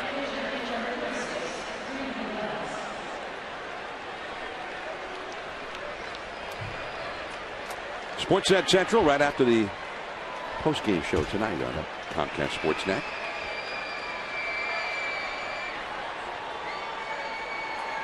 Randy Wells has popped to first, struck out, and walked. That walk was the beginning of the end for Lincecum in the 7th inning after the Soto home run. Plus, Lincecum, I think, thought he had him struck out on the 3-2 pitch. Kerwin Danley called a ball for him. 1 ball and 1 strike. You know, John, it was interesting. After the Giants won the World Series and throughout the winter, people write about what to look forward to. And a lot of people said, well, the one thing you're going to have to watch is this pitching staff. And because you went deep into postseason, and in November 1st they won the World Series, you got to watch this young pitching staff. Are they going to wilt? It turns out that hasn't been the case at all. The offense looks tired. Yeah. They've been better.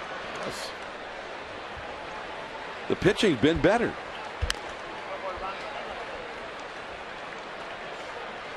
Two and 2 the count. Jeremy Affel's had a way better year than he had a year ago. His best moments last year really came in October in the 2010 season. Bullpen itself has just been a pillar of strength. Well, he got Wells to strike out on a hanging slider. 2 down. The Giants have scored fewer runs than any other team in the majors. 454 runs in their first 134 games.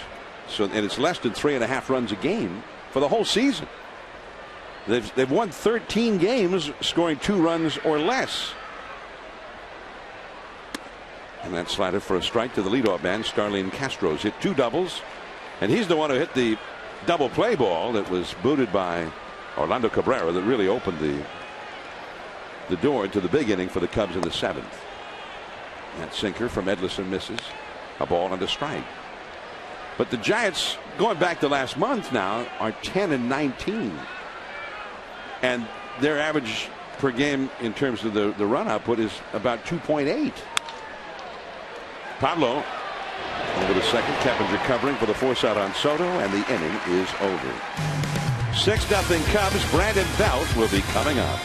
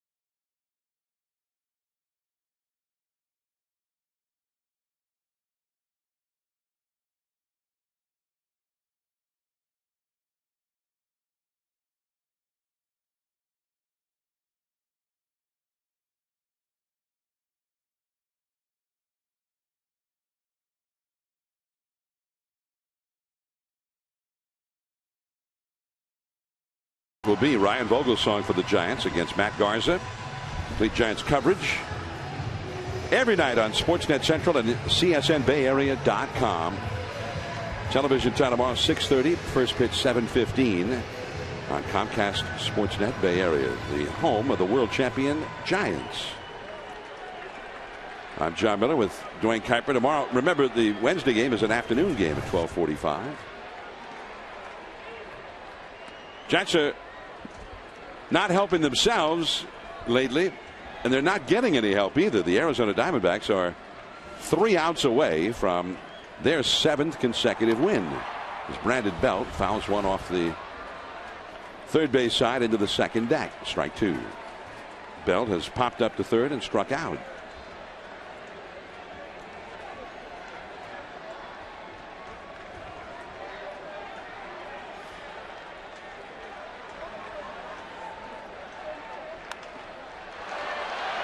That will drop back into the crowd again near the Giants bullpen, where there's some action going. The left-hander Javier Lopez has gotten up. The Giants pitchers due on third in this inning. John, on Saturday, Belt went 0 for 4 with 3 strikeouts. Yesterday, 1 for 5 with 3 strikeouts. And this is no big secret, but the Cubs had an advanced scout here. They know the pitch that was giving Belt trouble, and that's how they're doing it. The changeup from Wells is low, 2-2. And one pitch was the big overhand curveball, which Wells doesn't throw. But Mike Paul is here for these 3 games. Advanced scout of the Colorado Rockies. You know, the Arizona Diamondbacks advanced scout is here. Blake DeWitt. And Brandon Belt is 0 for 3 in this one. Spies. I call them spies. I mean, that's part of the deal of when you're a young player, there are a bunch of people trying to figure out a way to get you out. And then when they think they've figured it out, and you have to turn it back on them. Now, baseball, too, there's an etiquette in baseball. If you're a scout from another team, you get seats right down behind home plate. Sit there with your notebook as Fontenot singles to left as a pinch hitter for Stewart.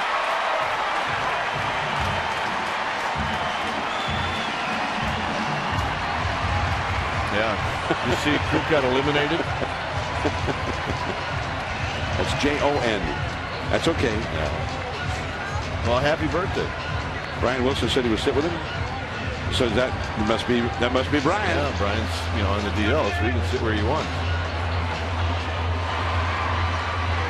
Cody Ross comes up now as a pinch hitter for Edlifson.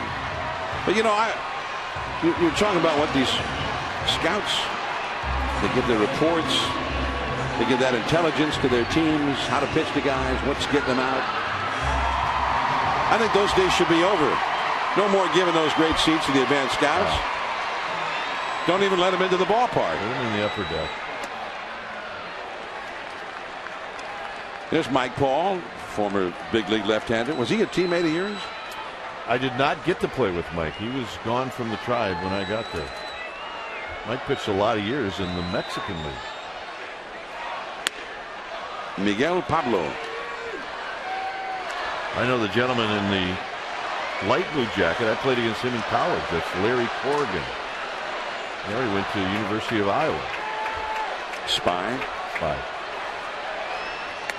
I knew him as a college player, not a spy. This is pre-spy days. Yes. Yeah, I think they'd already recruited him to be a spy, though. You didn't even realize it. I mean, I guess for sure. Those are the good seats you're talking about. Yeah, look at him.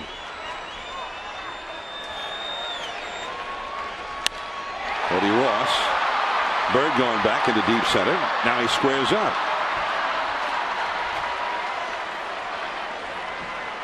Fontenot back to first.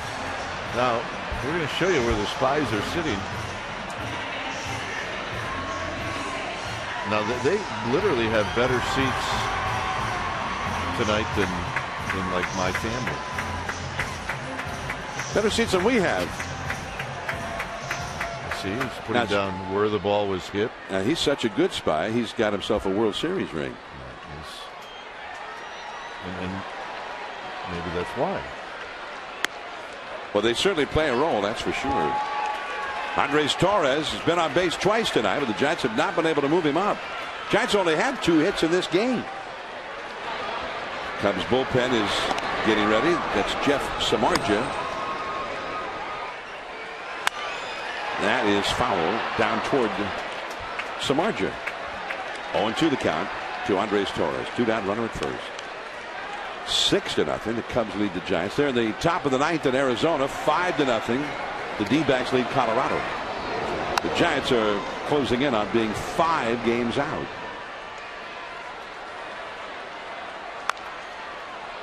Just got a piece of that one. The problem is, of course, this is the stretch that seemed to favor the Giants. 3 in Houston, 2 at home with the Padres, 4 at home with Houston, and the Cubs in for 3. All teams way down in the standings, and it's not happening. The Cubs lost 4 in a row coming into this game. Yeah, 4, and they'd lost 7 of their last 8.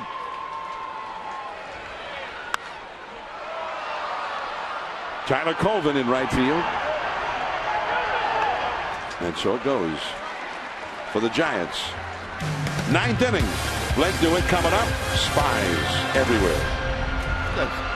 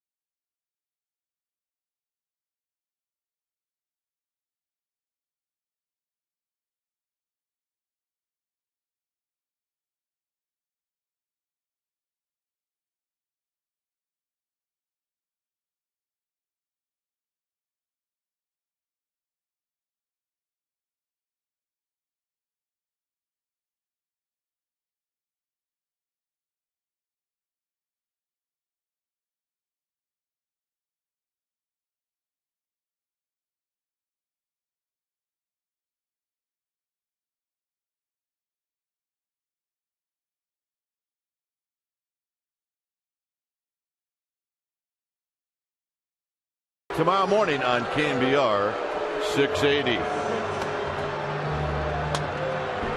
6-0 Chicago. When it's time for a change, think Speedy. Oil change and tune-up. Your oil change tune-up and smog experts. The new pitcher, Javier Lopez. Good numbers for Lopez this year. He really came on last year, right before the trading deadline. Had a great season last year, a great postseason, and he's carried it right into the 2011 season. He's a winning guy. He is. Eli Whiteside in to do the catching for the Giants as well. New battery as we go to the 9th inning, and Blake DeWitt, the villain of the piece, his back-breaking home run made it 5-0 in the 7th. Knocked Lincecum out of the game. Okay. Lopez first pitch is a breaking ball for a strike. Lopez, Ramirez, Pena.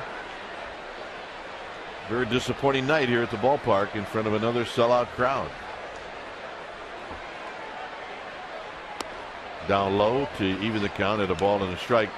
The Rockies are making some noise. They have the bases loaded in the 9th inning against Arizona with 1 out. Arizona leading 5-0. J.J. Putz now is into the game. DeWitt lines it to right. Beltran's going to watch this one sail over his head. And now it hits the wall and caroms away from Beltran. And DeWitt has a triple.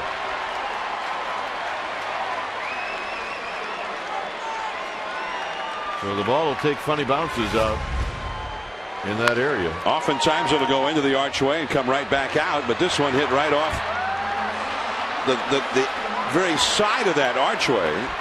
It kind of reminded me of when the All-Star game was here. You see how the bricks come out, and it hit right into that little wedge and came the other way. Remember when Ichiro hit that ball, and it wasn't in the archway, it was off the corner of the bricks there. Yep. And I think there was some kind of an ad that was fastened to the bricks. Caught by Keppinger. Lines right out to Keppinger. Sorry. No. Sorry, Kite. I mean, that was a bullet. Forgot you were doing the play-by-play there. That's right. It sure was, Kite. A bullet. I'm surprised Keppinger was even ready, for crying out loud. Remember, Ichiro hit that ball, and he got an inside the park home run. He did. In the All-Star game here. And it took the same kind of a turn and shot back over toward the right field line. He had considerably more speed than Blake DeWitt. Pena has been on base 4 times, 3 walks in an opposite field home run off of Edlifson, and here he takes a strike. When you saw it, Pena hit that opposite field home run, the first thing I thought was, well, how can this guy be hitting 223? I know. If he's able to do stuff like that. You know, he takes pitches, he makes the guy work out on the mound.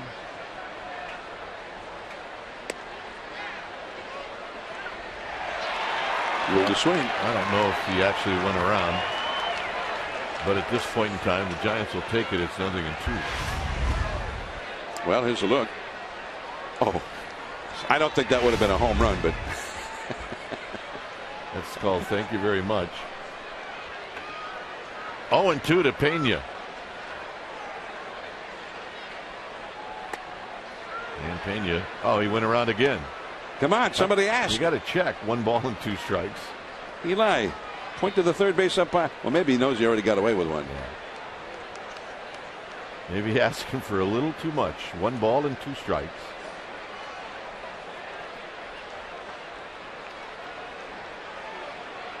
Infield in again. 2-2. Cubs really seem to like Pena, and there's a lot of talk today because a lot of people thought he was going to be traded, but it seems as though and of course they're going to get a new general manager who may have a whole different thought on it, but right now it seems like they'd like to have him back.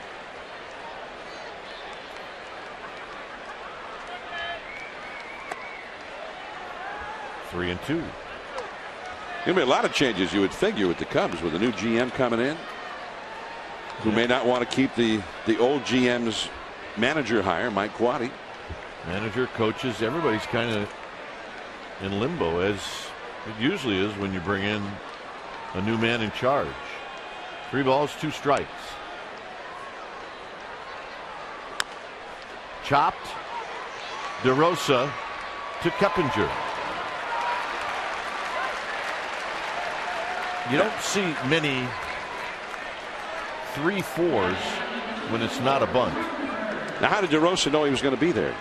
I think he saw Keppinger out of the corner of his eye. Right there, I think he saw him moving, because you're right. He didn't look to see if he was there. He just flipped it. Just wheeled around. There you go. Hope somebody's there. Because Lopez was not going to get there. No. Here's Bird. Bird with a base hit, and that'll knock into it. Lopez was an out away from not giving up an earned run, and here he does give one in the 9th, and it's 7-0. It does seem like for Lopez in these kind of games, that's where he gives up most of his runs. You're right. You bring him in, you're ahead by a run, it's a whole different story. Here's the look at that pitch, and that ball was up. That's not where he lives. He lives right down around the knees. So here's Tyler Colvin, a left-handed hitter who's 0 for 4. Colvin final now in Arizona, so JJ settles everything down, and Arizona beats the Rockies in game 1 of that series 5-1. Pulled foul. That was Daniel Hudson who got the win for the D-backs, and they have won 7 in a row. Remember, they hit that losing streak. 2 in Philadelphia, 3 in Atlanta. Game 1 in Washington they lost, but boy, they game 2 of that series against the Nationals with Kennedy on the mound, and they got them rolling. They've now allowed 6 runs in the last 6 games in that winning streak. Their pitching has been superb. Well, they are doing exactly what you have to do, and the Giants are doing exactly what you can't do. The Giants were at one point 61-44 and 4.5 games ahead of them. Yep. And if they lose this game, they'll be 10-20 since. 2-2 to Colvin. The Giants in the 9th inning will have Keppinger, Beltran, and Sandoval, but they're not trailing by 7 runs. 2 balls, 2 strikes.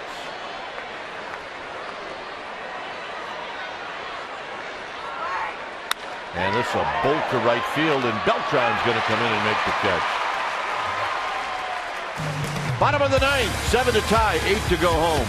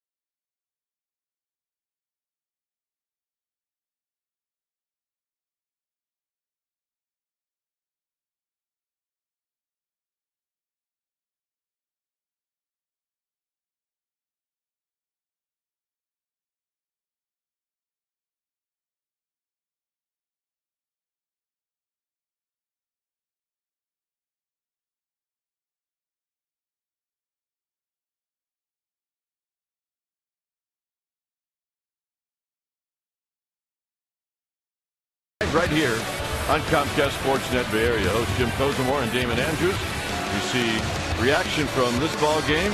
The Diamondbacks. It's a snake watch. And is Tiger coming to the Bay Area? All right. You put him in the number 6 spot maybe in the order. That, John, is not a bad idea.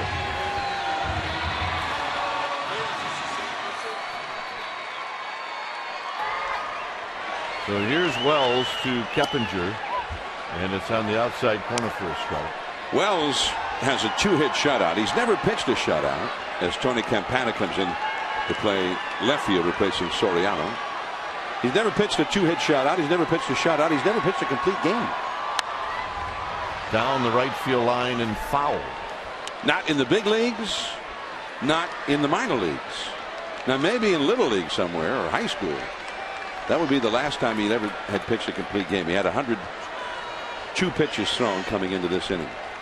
Well, he's got a quick 0-2 on Keppinger. Beltran, Sandoval. It has been a night where the offense again has really struggled. 1 ball, 2 strikes.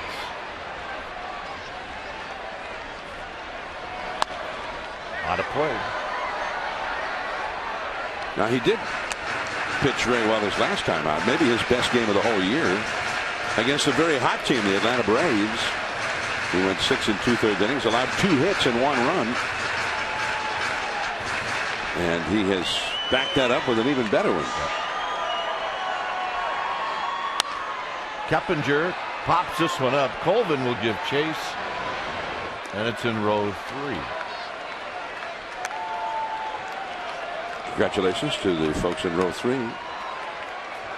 Actually ended up out of row 3 and into row 1. People in row 3 had a chance. So he did. Fumbled it.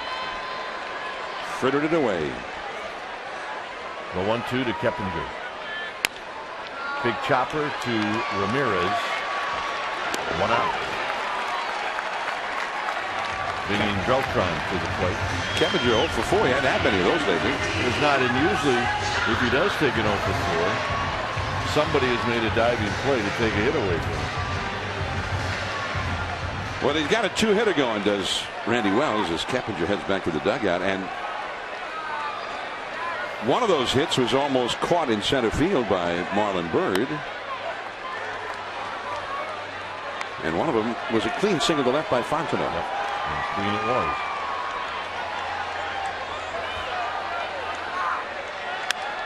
Beltran pops this one up as he flips the bat away in disgust, and Castro's going to make the catch.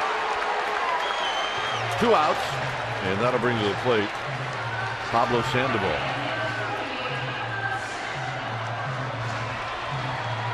Well, the Giants are 1 out away from dropping 5 games back of Arizona, which would mean they will have lost 9.5 games in the standings during the last 30 games. Yeah, that's a lot.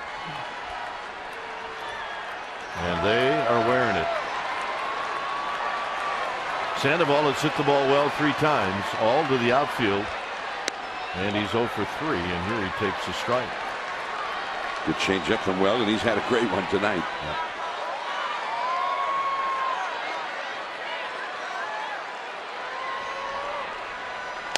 Swing and a miss right underneath the hands of Pablo Sandoval, and it's 0-2. Brian Wilson did not do any throwing today. He'd thrown in 4 straight days. So far, so good with that throwing, but he hadn't yet thrown off the mound. 0-2 pitch. And that's the strikeout, and that ends the ball game. And Randy Wells does exactly what you said. He gets a complete game shutout. The best game that he has ever pitched in his big league career. Randy Wells. And if you're the Giants, you couldn't help but notice that he came into this one with a 5.53 ERA. But tonight, he looked like a Cy Young winner. All right, final score here at AT&T Park.